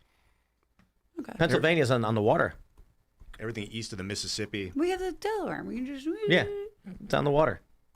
I don't think It's gonna I like Pennsylvania. the got lots of the question resources. is where the densest military strongholds. That's part of why I think so. And population bases. California, because you've got the 2nd Marine Division there. You've got Miramar. You've got Naval Air Force and Marine Corps bases there. You've Yeah, got but a they're lot of going to be farms divided there. too. Not totally, but like who gets what? Well, you're talking. You just go take it? You're talking. Yeah, The that's problem what with California. That's what the question is, Lisa. Go take it. What are you going to take? The problem with California is how easy it is to conquer SoCal by cutting off their water access. Just like you're done. This whole country, the people. Knock out the Hoover Dam, boom, you wipe out the entire It's a very population of strange these areas. episode you're on tonight, Savannah. The tentativity of like Learning a lot, This though. is normal for this show. of water systems getting shut down, electrical grids going down. Like, I don't think any state would be held by a faction. It'd be like, oh God. Oh, I have a question. Is where you live public? It is, right? What city? Yeah. Yeah. Oh, I just told somebody to meet me at a library to, All right. So, and that city is? Yeah, Philadelphia. Where does your water come from? I don't You don't drink know? my water. I don't know. You don't know? No, I mean, So I if- guess the Delaware and it's, I guess our rivers, Delaware and Delaware probably- isn't Delaware brackish though? There's the Delaware and there's the Schuylkill. Yeah, It's got to be the Schuylkill, I guess. maybe. So if one I don't day the power was out, the radio's off, there's shelling going on, and you have no water, where do you get water and food Oh from? no, I would go up to like where I horseback ride up into like the Wissahickon. I would go up into the thing and you can drink that water up there. Do you think you'd be the only one trying to do that? Yeah, but not many people can survive. Let me tell you how retarded these Of people course. But are you going to be able to make it up there with a million other people all doing the same thing? This will be crawling over their bodies. Lisa is very high confidence that she'd Is where survive. you live public? If it's not, don't say anything. It's New York City. Oh, okay. Do you know where your water comes from? I don't No. want to say the wrong answer. North. Oh, I don't know. It's not a trick question. No, I don't know. My point is that nobody knows where their water comes from. Most people don't even know. And so I'll just say this. I'm gonna It's look it up right now. fascinating how many Google. people are like, oh, I'd survive for sure. And it's like, No, I wouldn't. The only one in this room who'd actually survive is Ian. No. Why do you think that? Because you can survive off just the air and the sun. I don't eat much. Yeah, he would you a he would start breatharian? floating and he would I just try he's to a be. I've never breatharian. really truly officially been a breatharian, but I'm into it. Oh, wow. Let's go. Kidding. Are you a vegan? No, I have. Ian been has for the least phases. body fat and would Yeah. probably die the first Yeah, the yeah, fastest. Just so you know, Yeah, that's right. I was right on both 17% body accounts. You can last like 20 days. That's great. Okay, good. I'm Easily. proud With of just myself. water. Yeah. 20 something. People have But lasted really, longer, like you 30 get lost days. up there, and I know my way Some around. people have done that. New York City gets its water from the Catskill Delaware watershed, the Croton watershed, and a small groundwater supply in Queens. And New That York still has was a on my natural mind. water pressure due to the elevation of their water source, which is interesting. That's why they don't need water towers the same way. Here's My my. water pressure is good. This is my philosophy. This is my take on how the off ramp. You guys were asking me earlier. Let me know what you think. Semantics. You have to use neurolinguistic programming as a member of the media, like Jesse Water was saying earlier. The media is in charge of de-escalation because the politicians only know how to go forward.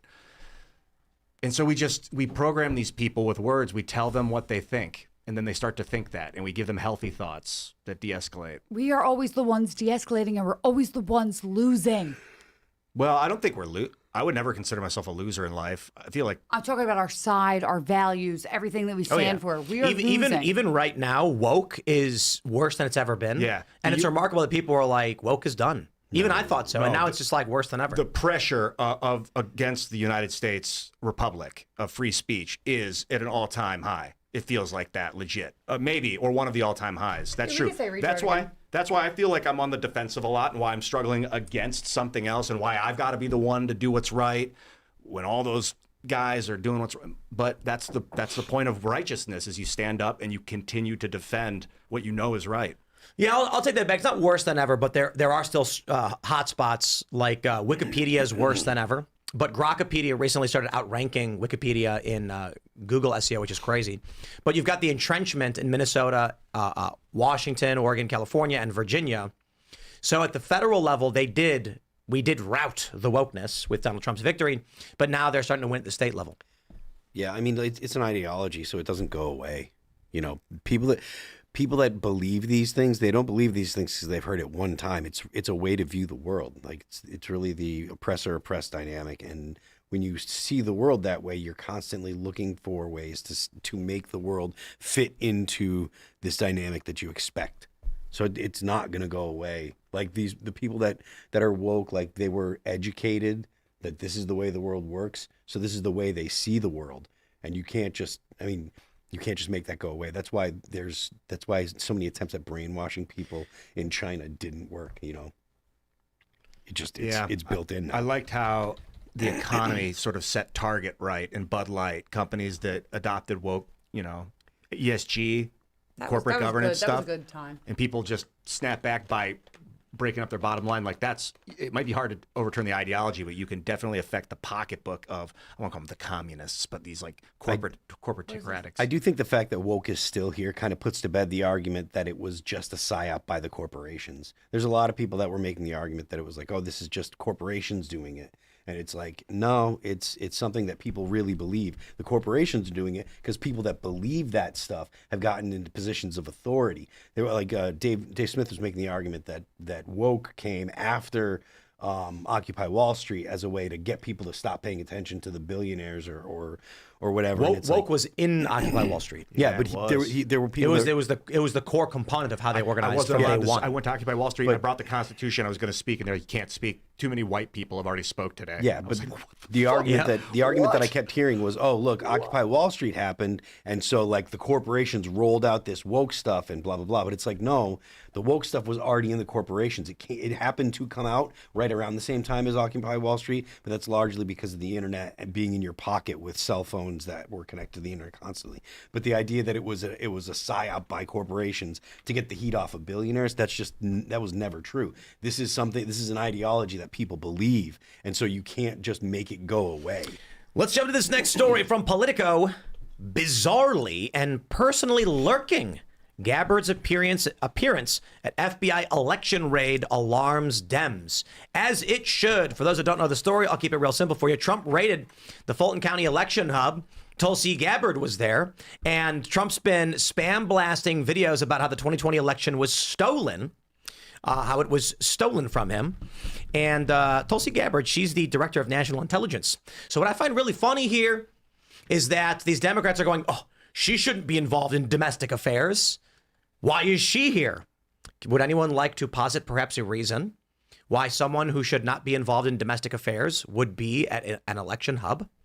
Maybe there's a foreign interference. Ian, ding, ding, ding, right away. Could logic. It be that the insinuation they are making is that foreign countries and influence have been subverting our elections, and that's why she's there as the DNI? Possible. I think Dominion, correct me if I'm wrong. Venezuela? Is it headquartered in Venezuela? The arguments, the theory right now is that one of the theories is that Trump's invasion of Venezuela, I'm going to be honest with you guys. I actually think there's a decent probability, maybe even greater than chance, that the reason he got Maduro was over the 2020 election and nothing else. And the reason why I say this is, if there's one thing that Trump's pissed about, it's 2020, and he still won't shut up about it. He posts on Truth nonstop about it. He, what was it? Pam Bondi wanted election voter rolls from Minnesota. Now you've got this action in Fulton County. When I see all this stuff, I'm like, man, yeah, I don't know if it's true, but I can genuinely believe it. If someone said Trump invaded Venezuela because he wanted, information on these voting conspiracy theories, I mean, I'd be like, yeah, I have a question. I believe it. If true, and if proven true, what is the remedy? For what exactly? Right? Monarchy. We have no choice. If Trump finds even a single fraudulent ballot, he has to be king, right? Oh, I see the logic in that. See, I mean, mark at the end of my I love sentence. how it's an obvious joke, but like Sam Cedar's going to clip it anyway and be like, oh, he finally showed his true colors. But what is the remedy? Do all Biden's executive orders, are they instantly nullified? Like what is the remedy for that? No, I think you just don't make the mistake again. It's federal management over the elections and an overhaul of the electoral system. That's good news. I mean, I'm sure it is good news. I just don't. like I said, I really can't see what they would do to fix it. And But what do you mean? Because no matter what, the Dems will say, even if we have evidence, they'll say, that's not evidence. It didn't really happen. Trump fabricated it. Blah, blah, blah, right? And then they'll continue. Well, of course, the only thing that matters is we'll still Trump's have willingness elections. to use force. Like, Trump could literally just do more stuff like this. He could go and arrest James Comey. I mean, it's a question of does Trump have the balls? That's why I called him Buchanan. Listen, to all the people, I want to say this to all the people who are just like, Trump's not losing, Trump's a winner. You wake me up when anyone from the Obama administration who we know is corrupt gets arrested. Just wake me up then. I'm not saying he's not doing anything, because they're clearly doing something. This is a nuclear bomb, and I'm very happy it's happening. But come on. You tell me when Trump actually gets a conviction of like Letitia James or Fonnie Willis or something for what they did that was clearly corruption. Yeah. Trump can't even get Don Lemon arrested. I'm not blaming Trump for these things. There's an entrenched system that is resisting law enforcement. I'm just saying, you know, he's not winning every single time. I would be happier to to answer your question, the restitution. I'd be happier to have a secured election in the future presidencies. Open source voting software code, paper ballots that are double, triple, quadruple checked on like a blockchain that everyone can cross-reference multiple times. Something like super secured, as opposed to arresting Letitia James. I don't really care about who did what back then. I want the future to be better. So if that means that we have to forgive, I'm willing to focus on solving the problem. I'm not just talking about restitution. When I talk about remedy, like how do you fix it, right? Like, how do you fix it going forward? How do you fix what happened in the past? And when I say fix it, I try to live in reality. That's why everybody calls me like a black pill and stuff. But like, do you think that what you just said is possible? You think they'll ever get it done? Yeah. No. Well, they can, but whether or not They can. You have you to think they listen, will? Ian, the point of putting people in jail and stuff. I Look, want to be positive with you. The point of putting people in jail is to deter people from doing it in the future, right? Like, it's not like, oh, we got to get retribution. It's because if people think, oh, well, they got away with it, so we're going to keep trying. You have to make sure people don't want to try this stuff. So it's not like, oh, we got to get them back. Whereas there are people that are going to make it out like that. They're going to say they want revenge. But the real point of putting people in jail is to deter this behavior, right? Like, if people are like, I don't want to do that because they toss you in jail for 20 years, you lose your life, not like capital punishment. I'm talking about you lose the important part of your life. You lose a lot of freedom, years, like that's the stuff that'll keep people from doing it. So that right there is reason enough. So it's not about, retribution and getting them back and blah, blah, blah. It's if you put people in jail, then people understand, not to do this because they could end up in jail, especially when you put people that are in, positions of power or positions of authority. Like, if people believe that, anyone can be put in jail for it, then that deters them or deters other people from doing it. Yeah. And also prevents the person from committing the offense again. Well, yeah, that does true. Yeah. That's I'm just, reason. we got to have the island. You know what I mean? Would All right, the Greenland? plastic. Lisa agrees with the island. 100%. There we go. The We're gonna build island. a floating island. No. It already on exists, called plastic. Australia. They did it once before. What if we did it again? We're like, wait, I thought this was normal. We're like, no, we're an actual country now. New you Zealand. guys. We You cut a can't deal keep with dumping your Australia where it's prisoners. like, we're not going to imprison people. We're just going to send them your way. New Zealand. New Zealand was more for the criminals than Australia was. Was it? Yeah. Well, I don't know. New Zealand's kind of nice. you could make- Australia's where the giant spiders try to kill you. You can make an island. That's what I'm I talking want about. one to live near. Let's any build a of those series of bugs. We can put them archipelagos. on Greenland. You see that Antarctica. story of like some them prankster Eskimos. raised an Largely American captured flag Greenland. in a Greenland flagpole or something? Did he really? Yes, day one. Well, that means it's ours now, right? No money that's exchange all it necessary. takes, actually. It's just like If you stand in their town hall and declare it, it just is. capture the flag. Yeah. King of the Hill. It's ours now. There was a time when a handful of guys standing in a building could change a government, which is really funny.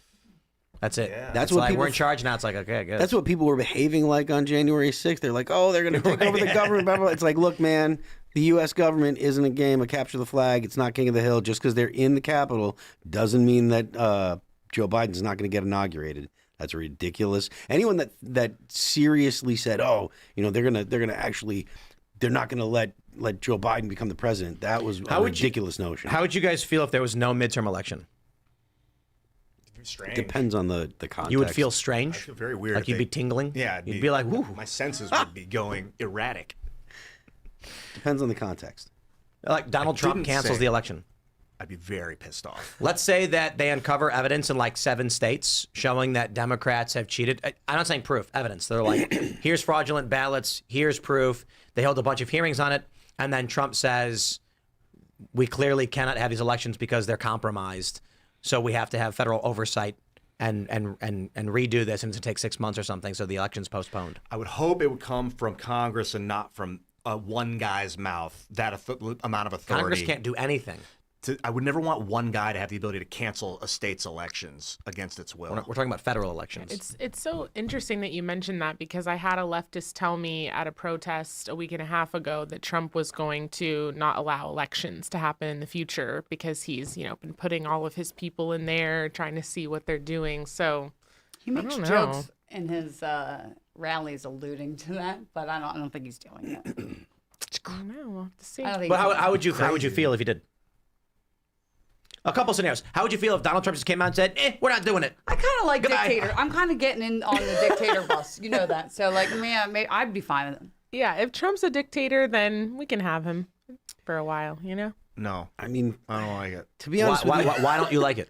I don't want a dictator. He doesn't have Why that long. don't you want? Why? I don't want to set the precedent of allowing one guy to cancel elections. Why? Because it feels antithetical to the no. people I don't care about governing your. I ourselves. don't care What are you about talking- what feels. Well, it I don't seems care. as if it should not be part of the American ethos. Okay. I'm gonna try this again. For what functional reason do you oppose this?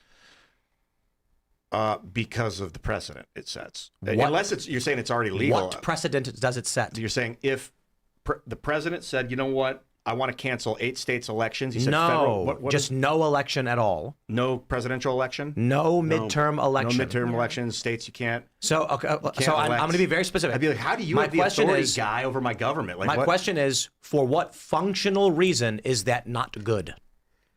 Because in 4 years, if a guy wants to do it again, he's got precedent, and then people it will be. I don't want that function to be put in place Why? because it's too much power to put into one guy's hands. Why? I'm asking you for the function. Only because I've read history about when oligarchs take power and when demagogues take like full authoritarian power, and it usually is very, very bad. In what way? Because then the next person that comes in often is way worse. In what way? They're more willing to use force, In what way? sending in troops and killing civilians and children, Okay, and we got poisoning there. people. So let's just try this, because my point was, for what functional reason is it bad? We have a dictator. You could have said autocratic regimes typically kill civilians and oppress people and take their rights away. That is the functional reason. There's been benevolent dictators. Look at Like Spain. who? In Spain. In Spain, Franco? Pisistratus. Yeah. Pisistratus, the guy There's been that a founded couple. Athens, was an exceptionally Who benevolent was that dictator. based Roman guy? So Cincinnatus? Yeah, he was cool. Was he the guy who was like, I don't want to be emperor. I'm out of here. I'm going to go I farm. think he did his job, and then he was like, I'm done. Yep. Take it back. They're But like, no, be emperor forever. Like, nah. Pisistratus, I think that's how you say his name, was the Greek dude. He wandered into Athens when it was just this fishing village, and he had this one beautiful woman with him. He's like, this is Athena. Bow down to me. And they all did, and they were like, oh. So, and then he ruled Athens as their god, basically, and turned it into the greatest trade hub on earth. And they call him a benevolent dictator. And then when he was gone, it was gone. So you don't want that? I don't think we need. Well, I don't. That would be cool if it could happen, but it would be weird. How could it happen? How? A guy. So is it possible that one man could assume the power like this? What was his name? Pisistratus or Pisistratus? I don't think It's like it's piss. peace. I don't think it's piss. Yeah, I don't think it's piss. It's But I probably think peace. it's spelled like that. P-I-S-A. Would you want him to transform America into a beautiful shining city on a hill? Ooh, it'd be cool, but with the internet, I don't think it's possible. It's too much information. I'm not saying if it's flow. possible. I'm saying if he could do it, would you want If him a to man do could it? do it, if a man Yeah. could wave the magic wand and we are now a Yep. republic again, a shining republic on the hill, yeah. No, a dictatorship. No, I don't want it. Didn't we But just say everybody's last night- fat and happy. struggling. What's that? A dictatorship where everyone's happy I'd and rather there's have no a- one being oppressed. I'd be honestly rather have a What did struggling Aristotle republic say? than a Well, then we functioning have to dictatorship. remove No, half I mean- of the What people did in the Aristotle country say? for everyone to be happy. Aristotle Right? said that Yeah. a benevolent dictator is the best kind of government, and He said a tyrannical, philosopher king. Yeah, but benevolent king. benevolent, well, Benevolent benevolent king is the best and the form. worst is a tyrannical king. Yes. Ooh, yeah, that's. I disagree with not that. good. I don't think he understood what bureaucracy was like. You might be Because right. it's awful. Well, bureaucratic communistic dictatorship is worse than a king.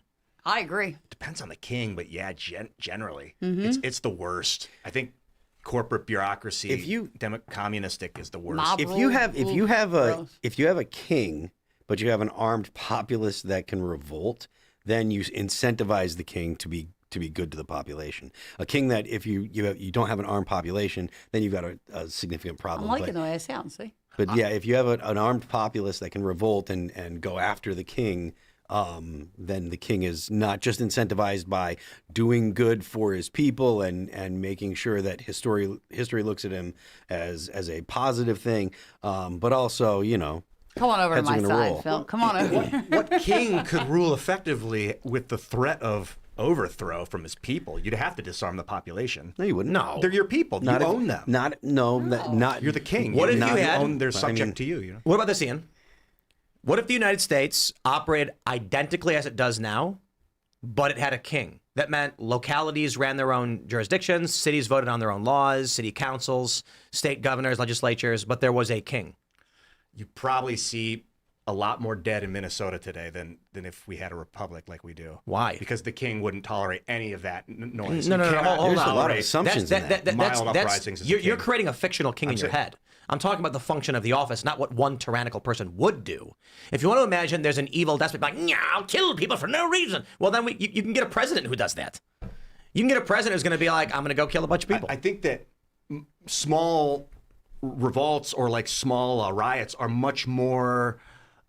They threaten a king much more than they threaten a republic. Like a republic, we can handle a small riot, revolution in a city, or even if state government goes kind of crazy, the rest of us can kind of handle that. A king, you cannot allow people to start to show strength against you. You have to have mechanical autocratic control at all Jordan's times. got a king and he's very popular. Who? Jordan's got a king and he's very popular. Yeah, he's like the benevolent kind of thing. Jordan, I don't know a lot about. Of Saint Ferdinand, Spain. There's a whole bunch of them. There's one in Yugoslavia. There's like if you ask AI to list you your benevolent dictators and kings, it'll give you a whole long list. I'll do that. Well, I'll go. It feels like regression. My point with this line of questioning in this conversation is largely just that a lot of people in this country don't actually understand why it is that it's bad to have an autocrat. They'll just be like, because it is, because we shouldn't, but they don't actually know. And the nuance of the American Revolution was largely that Parliament was oppressing the colonies. It wasn't just that the king was bad, King George was bad. And they petitioned the king to actually assist. They wanted a voice in Parliament. They wouldn't get one. Right. So at the time, Britain had a Parliament. They had a king and they had a Parliament. They had people who were, voting on these things. And I love that line from the greatest movie ever made, The Patriot, where Mel Gibson says, "Tell me, why would I trade one despot 3,000 miles away for 3,000 despots 1 mile away?" And then everyone laughs. Yeah, it was Lord North. That was the prime minister at the time, the single head. That was the real villain in the revolution was Lord North. He was obsessed with crushing the colonists. Yeah. I think there just has to be a little more structure to society more than what we have now, because right now, most of the people in America are slaves to their own desires. And I think that you cannot be free unless you have a framework to work within. And right now, it's like lost just chaos. It's just a mess. We have to get one more story in. This is big news, ladies and gentlemen. Trump officials met with Canadian separatists. British Columbia premier alleges treason. Looks like we're taking Canada, boys. It's happening. This is the plan. What if Trump really does foment secessionist, practices so like wild. Quebec declares independence and then British Columbia and then Canada breaks apart? What are they going to do about it? What are they going to do about it? Nothing. I just think everything that's going on is so wild right now. Should the United States assist the separatists in declaring independence from their respective? No, I don't care about them at all. No, not unless we're going to get something out of it. Absolutely Oil? not. Leave them alone. I'd rather that the U.S. is doing all this crazy shit than like just watching it all happen around us in the world right now. Like you said earlier, it's so nuts what all these changes that are happening. I'm Very. glad we're like our government is active and like aggressively pioneering the change. Because it could easily have been Biden sleeping on his hands. You were just saying how much you don't want a king, but now you want the government to aggressively interact with the rest of the our world. neighbor. No. I don't want to do And that. you I are- want massive American hegemony. I love American ethos, but I don't The want a things king. you think Should just flow should with the wind. world operate under the whims of the United States?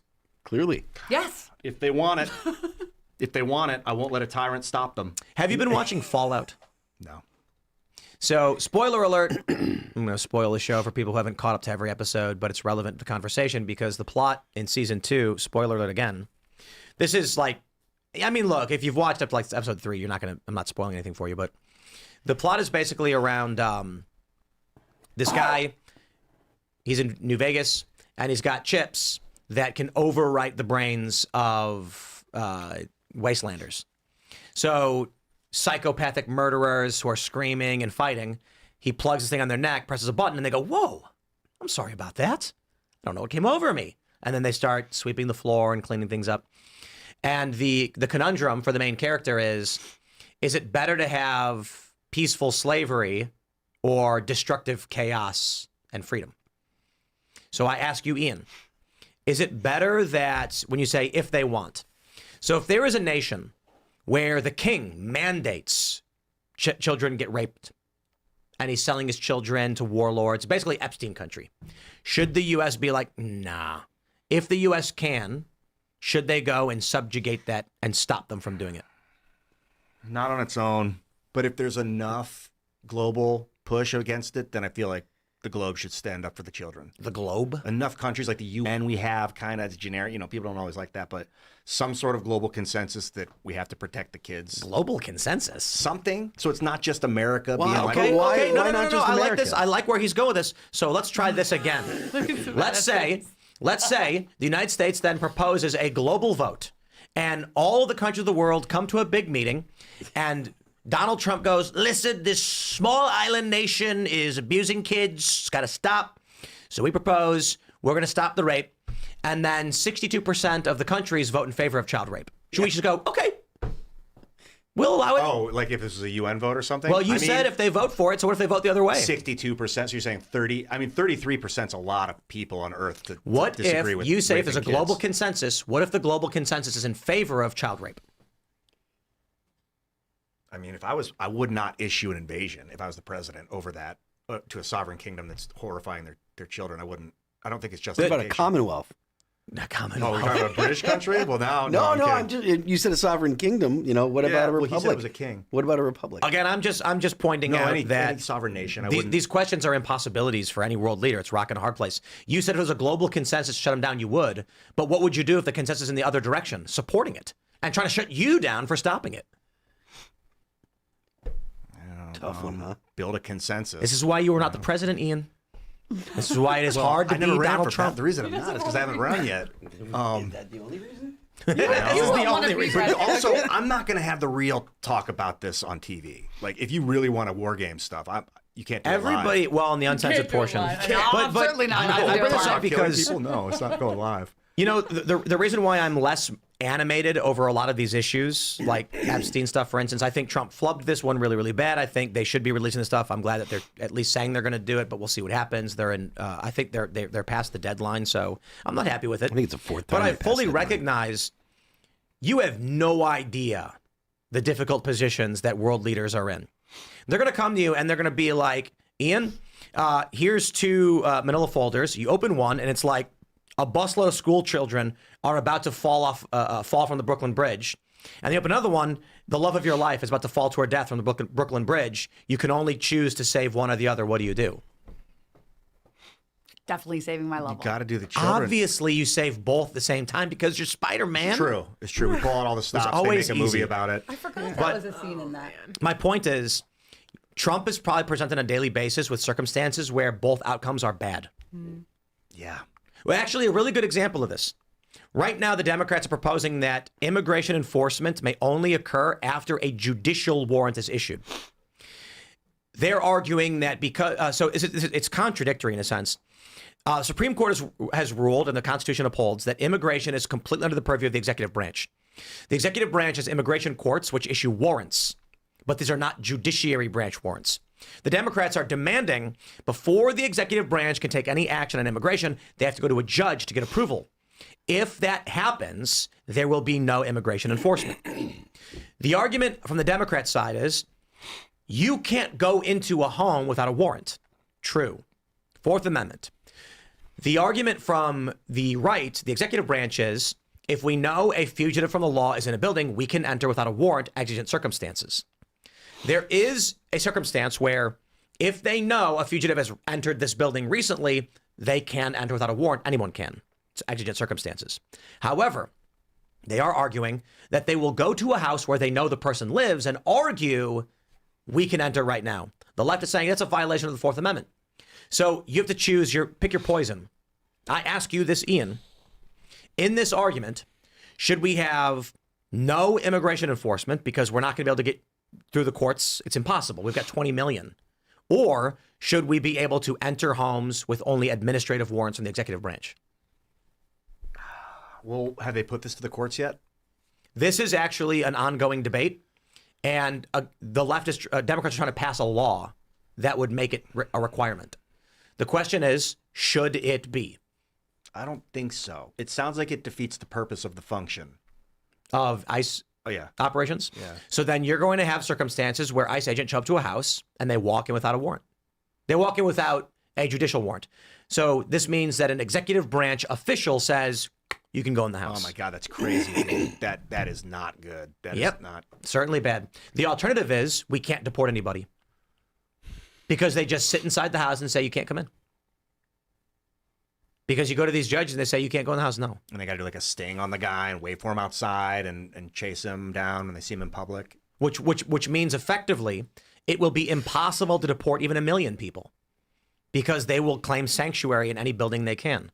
So again, I'm not advocating people running them food. They could just stay in there and have people. I'm not advocating for either system. I'm pointing out there is a serious conundrum. There's no easy answer.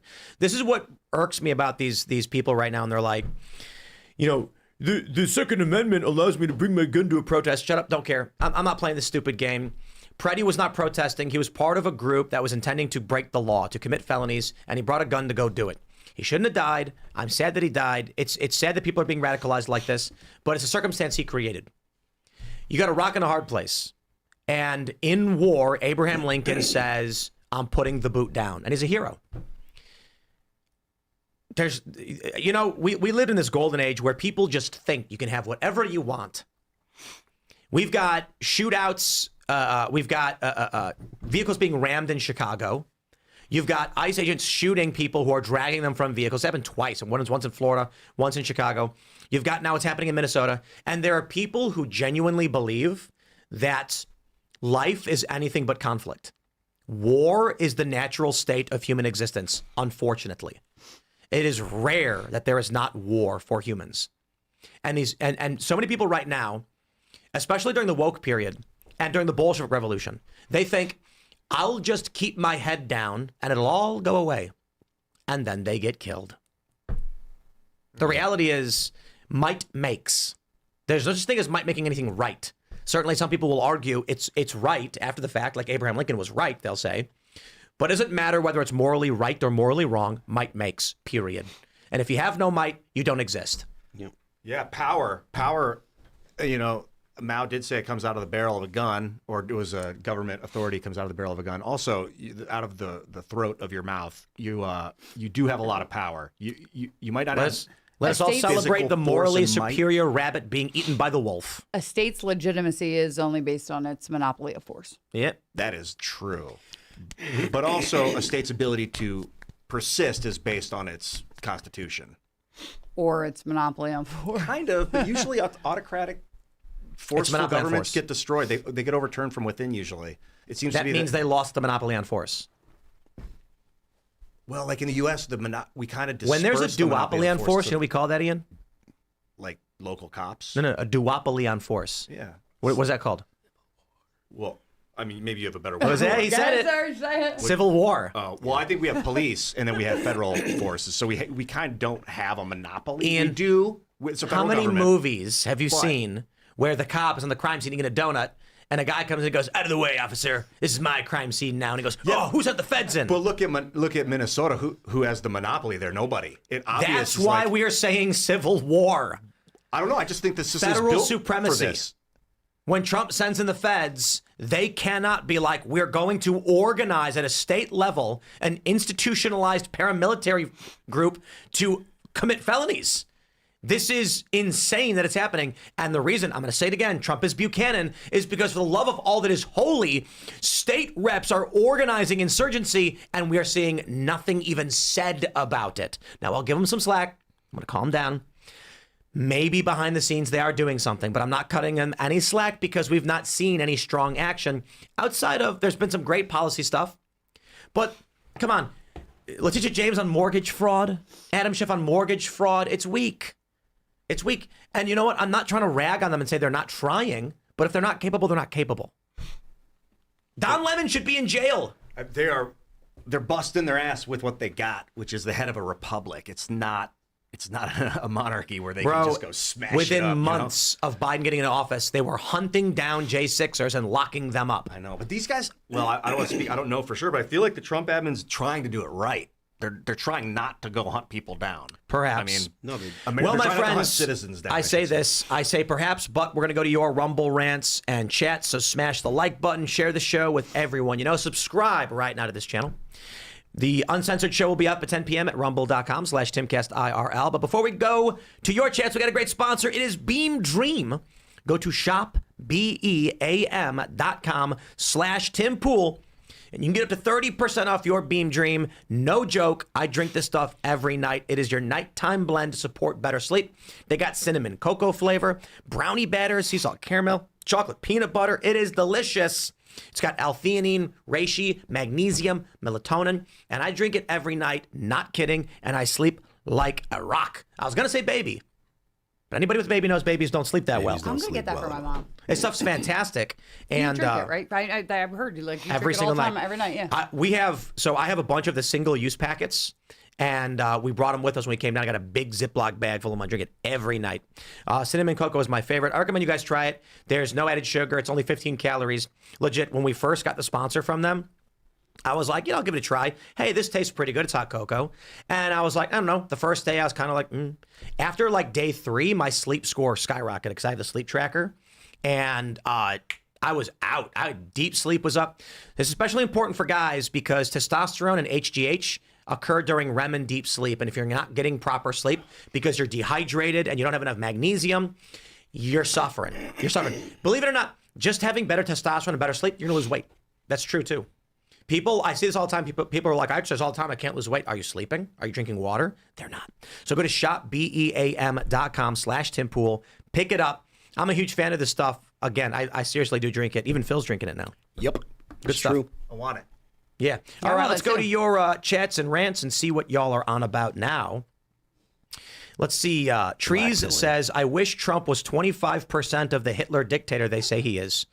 Just even 25%, just even 25%. Just a touch. He doesn't have to be Hitler. He could just be like, a dictator. He doesn't. I love that I'm like pulling everybody to the dictator side. He a little bit holds grudges. All right. Forced name change says, as an Albertan, I've got to say, despite my admiration of U.S. and strategic economic advantages of becoming a 51st state, I wouldn't join you. I don't want to get rats from you dirty bastards. Yeah, the rats aren't so You bad. couldn't be a state either because states would be allowed to vote, and you guys aren't going to be allowed to vote. You're a territory. But Rock Rob says, hey, Phil, love the band and loving the Anti-Fragile record. Cheers. But I need you to expand your tour, bro. Can't make it all the way out there from Kansas. Not this time. I'm sorry, man. Looks like a bunch of the Rumble rents are gone. That's unfortunate. Igbale says, is it time for rednecks with big trucks mounted with USA flags and loaded for bear? It's always to time defend for that. up. Oh, I don't know the second defend to descend upon. You mean Minnesota? No, that part I don't. I just think big trucks. Marx Lives says, can a republic survive a communist revolution and revolutionary tactics? The historical track record isn't good. Indeed, a liberal system like the one that we have, and I don't mean liberals, I mean the traditional liberal idea of classical liberalism, it's too susceptible to this. The live and let live model will always be crushed. And guys, there's a fundamental truth. Those who want to be left alone up against those who want to conquer always lose. Yep. Ask our good friends in Catalonia how it's going for them. Just that's the way it is. Another thing Plato said is, you take interest in government or government is going to take interest in you. Mm-hmm. Yep. Let's see what else we got going on over here. Get some of these super chats, huh? See what the people are on about. Give it to me. I want to know. All right. Let's see. I need to know. Don says, how is Timmy not in jail or commit treason? Should be Walz, not you. Because I didn't. No. Oh, you mean Tim Tim Walz. Walz. I was like, me. I knew That's as soon as you hilarious. read that. Yeah. I was like, don't look at me. What did I do? No, Tim Walz. We could Because use a hot treason Tim on is Tim aiding today. an enemy during a time of war. Seditious conspiracy, indeed. And he's not because Trump is Buchanan. I don't think Trump cares all that much. I don't think so. We'll see. We'll see. I think he's afraid to, not like afraid, but I think he just don't want to look bad. He doesn't want people not to like him. All right. Well, Gregor says, you guys have been throwing the R word around a lot. I will be willing to part with a R word pass if y'all will shout my son's give, send, go to help fix his teeth. It's help Alfie fight. Thank y'all and God bless. Deal. Thank you. What's got this, Alfie. what's the Help Alfie fight. What is the last part? I think it's give, send, go. help give, send, go. Alfie fight? Help Alfie fight. Let's do it. You got this, Teeth Alfie. are very important. Huge. Connected to the nerves. Everything, connected to the yeah. bones, all the nerves. In I'm there. in. Hey, AZL Knife says, can we place bets on Call Sheet that Mr. Poole will say we're in a civil war in the next episode? You would lose because what did I say when asked? That you would put $1 million on it and then not do Nope, it that on I said I purpose. didn't know, and it's hard to tell. But that's right. No, they're if at just some saying point, if you would say the word in the next episode. no, I said we're in one. It says we're in a civil war, which I've not said. I've said we don't know. It's possible, but I guarantee you, if at any point we are in a discernible and very obvious civil war, they will have said it began a while ago. Yeah. All right. Chief Corey Anderson says there are some beautiful ladies on IRL tonight. Appreciate that. Hey, Sam. DC All have D great hair. Corica. Angry Cops did a great breakdown of the latest event. Everyone needs to check it out. I'll be finishing the show at 4 a.m. while I wake up. Right on. Nice. All right, Love that what have guy. we here? JW says, to quote Eminem, I am whatever you say I am, because if I wasn't, then why would you say I am? That actually is a great line. I do So like it. true. Yeah. But it's like, it's an insult. Like, you're not a liar, right? You're not lying, are you? All right. Noir Nicosia says, Alex Preddy, Renee Good, and the left had no issue when Obama unalived American citizens. Trump is absolved from any criticism. Trump's PR team should repeat this ad nauseum. I agree. Trump should go out, and when they go, Mr. President, what do you say about the people claiming that, ICE is a Gestapo? He should go, well, it was pretty bad when Abdulrahman al-Awlaki was killed by Barack Obama. And, of course, you know that all of these people that are upset were out in the streets over this. What's that? They weren't? Spare me your lies. And they'll You say, don't "Sir, care. You never cared. I wasn't asking you that. We had to focus on what's going on now. Oh, I'm sorry. What were we focused on? How come we're doing this stuff with ICE and Well, taking people look, from their homes? it is tough that there's a 16-year-old kid who got killed by Barack Obama. And he was an American citizen. So I agree. It's very tragic. And I would argue that it is deeply upsetting that the people who are out protesting today did not protest that Barack Obama murdered an American citizen. And it's not to go back and say focus on a past president. It's to say, what does the precedent set? When an American president kills American citizens and you don't actually care, I got to tell you, no one will believe you when you cry wolf. That's called staying on your island in congressional media training. Staying on your island? Yeah. Just talk about your plan. Just talk. Whatever they say, just take it back to what you want to say and just continue to say Yeah, but whatever they you wanna don't say. do it well. They don't. That's why they need more media training. They're just so bad. You have to do it in a condescending and insulting manner. Like, I am intentionally not answering. What they do is they'll be like, well, I'm deeply troubled by what we're seeing with ICE. And as you know, ICE is involved in enforcement operations. And the American people voted for this. The American people voted for a lot of things, one of which was, of course, immigration, but also a good economy. And that's why I think the economy needs to get some focus right here. And nobody wants to talk about it. Now, Trump's working on an economic plan. That's the basic, boring politician pivot. No, you need to go... when they ask the question, like Trump does, that's a stupid question. Let's talk about the economy and something people actually care about. See, Yeah, he's I a like when he does master that. at it. Well, he just insults them. I would do Senator the, Kennedy's pretty good too because he makes That's a everything funny. stupid question. I think rather than condescending, I would be stupid. I would make them think I was stupid. Like I would keep answering the question wrong, and they'd be like, "Why won't he? He really thinks I'm asking him about Barack Obama blowing Oh, up. that's No. good If strategy. you want to be real dumb, when they ask you about people in Minnesota protesting right now, be like, well, we're going to try and help out these protesters, get the lower prices on corn they've been fighting for. And I think, we'll have a bill in Congress. I'm asking them to get the food prices down. No, sir, you misunderstand. They're protesting ICE operations. Well, it is icy up there. I mean, climate change, I guess, has been a big concern for them. But, we could see about helping them salt the roads maybe for the issues with ICE. No, we're talking about immigration enforcement. So am I.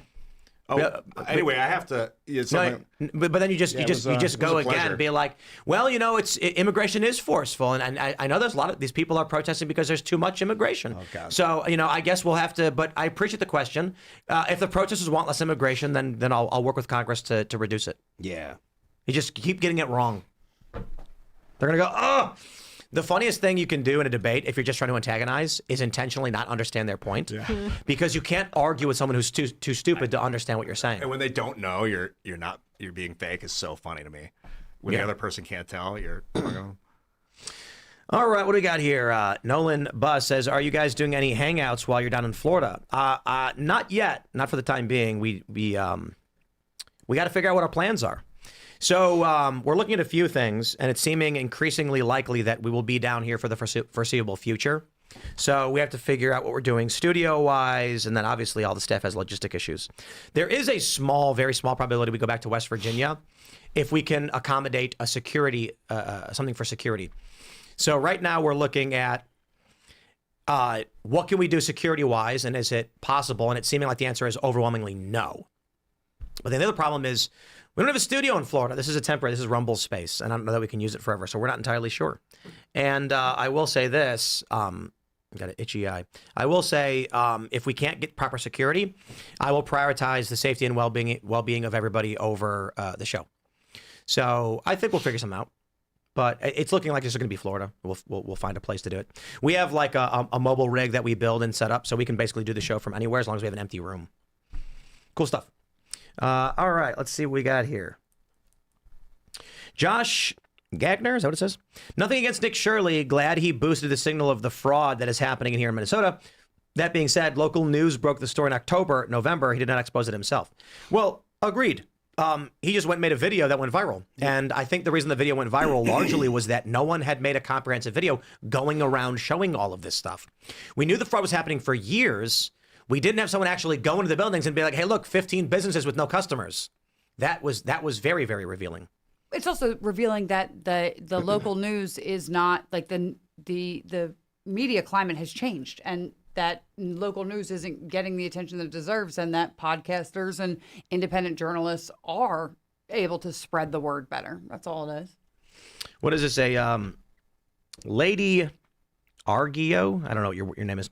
I tuned out for a second until you said my favorite magic words. Off topic. Today is 29th of January, 2026, and I still want my Neuralink. I wonder what the magic words were. Ian, would you get a Neuralink? Well, I don't want to implant it, but I would put a hat on that I could go into the net and then take it off. If you were blind, you could be a wizard. Then I already am a wizard. No, but you could be a wizard. You could go into a wizard universe and fly around and cast spells. I like this universe, but I am a wizard. You wouldn't want to go into Baldur's Gate and get to play Baldur's Gate first person? No, video games are like, the more real life gets more fun, the more boring video games get. I don't know if you ever... Do you guys feel like that too? Yeah, video games are well, I mean, video games just suck these days. They're like blocky. You can only do so much in a video game. In real life, That's you have changing, total autonomy. Like full, I can go yes, but that's somewhere else. I can already now with, like, we've talked about this years ago, that the ChatGPT companion in Skyrim, you can literally say anything to it. Me right now, Tim. I don't want it. Listen, Ian, you can say whatever you want. I would make a large bet to the world right now, Ian will jump into that machine in 2 seconds. Oh, dude, I'll have 8 games going at once, controlling them all with my thoughts. I'll have 15 YouTube videos all playing at the same time. I know, but imagine this. Imagine you get the Neuralink and you can live stream your universe. Yeah, it's people are going to watch that because in your universe you can do anything you want. Yeah, that's degenerate, bro. Guys. You're going to be like you're going to be a Jedi. And people are gonna be like, I want to watch Ian just do Jedi stuff. It's basically and you go in and there's like just like a youngling and you just go and throw him off a cliff and Can people we are just like, be happy with the world God gave us? It'd be like, dude, the neural net would be, instead of me giving a monologue to a camera, it would be me thinking about me doing a monologue to a camera It would be the same thing, in my mind. They would be watching. The stream would be like any normal video game stream, but you would be in it, experiencing it. So people would only hear what you say. Vote for your local mayor this coming, like just propagandize people with political rhetoric while they just I'm playing. Watch you slaughter younglings in the Jedi Temple, just massacring children. I don't know. Would you guys get the neural net? No, I wouldn't. Would you That's about to answer that. I agree with you. If it's a hat, would you if it was a hat? No. Like where you? I don't even want like Chat GPT or anything like that. Yeah, I do the hat. What about voice command for your machine? We already have that. You use it? I use talk to text. What about eyes? It's going to happen whether you want it to or not, and I'll tell you A lot why. of typos in my tweet. It's going to happen, and here's what's going to happen, Lisa. You're going to be old, and your kids are going to be like, "Mom, you need to get a neural link because I can't even call you on the net." And you're going to be like, "I use a cell phone." It's like nobody has cell phones anymore, Mom. No one has a phone. I'm going to get you one and just use it when I call you. And you're going to be like, okay, fine. And then you're going to be, you'll be like, I don't know how this thing works. Mom, if I call you, just put it on. And you're going to put it on and you're going to be in like a living room with your kids. And you're going to use it only for that. But the whole world will use it. And your kids are going to be like, well, my company switched to all neural net. We don't use Zoom anymore, so I had to get one. And a Gen Alpha guy is going to apply for a job when he's 25 or 30. And they're going to be like, and what's your Neuralink identifier number? And he's going to go, oh, I don't use neural net. And they'll be like, then how do we get in touch with you? And it's going to be like, well, you can call me on my phone. Yeah, no one here uses phones. I'm sorry. Neural net's a requirement for this office.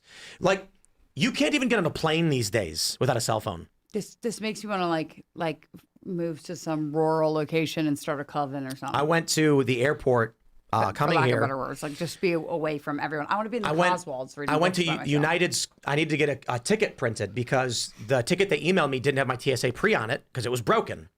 So I was like, I'll just go get one printed. And I went to the machine and I put in my number and it said, where should we email your ticket? And I was like, okay, I guess put in my email address. It emailed it to me. And when I opened it, it just opens the app and gives me the same busted ticket with no TSA pre. So I couldn't print a ticket out. And then I was like, what if my phone was dead?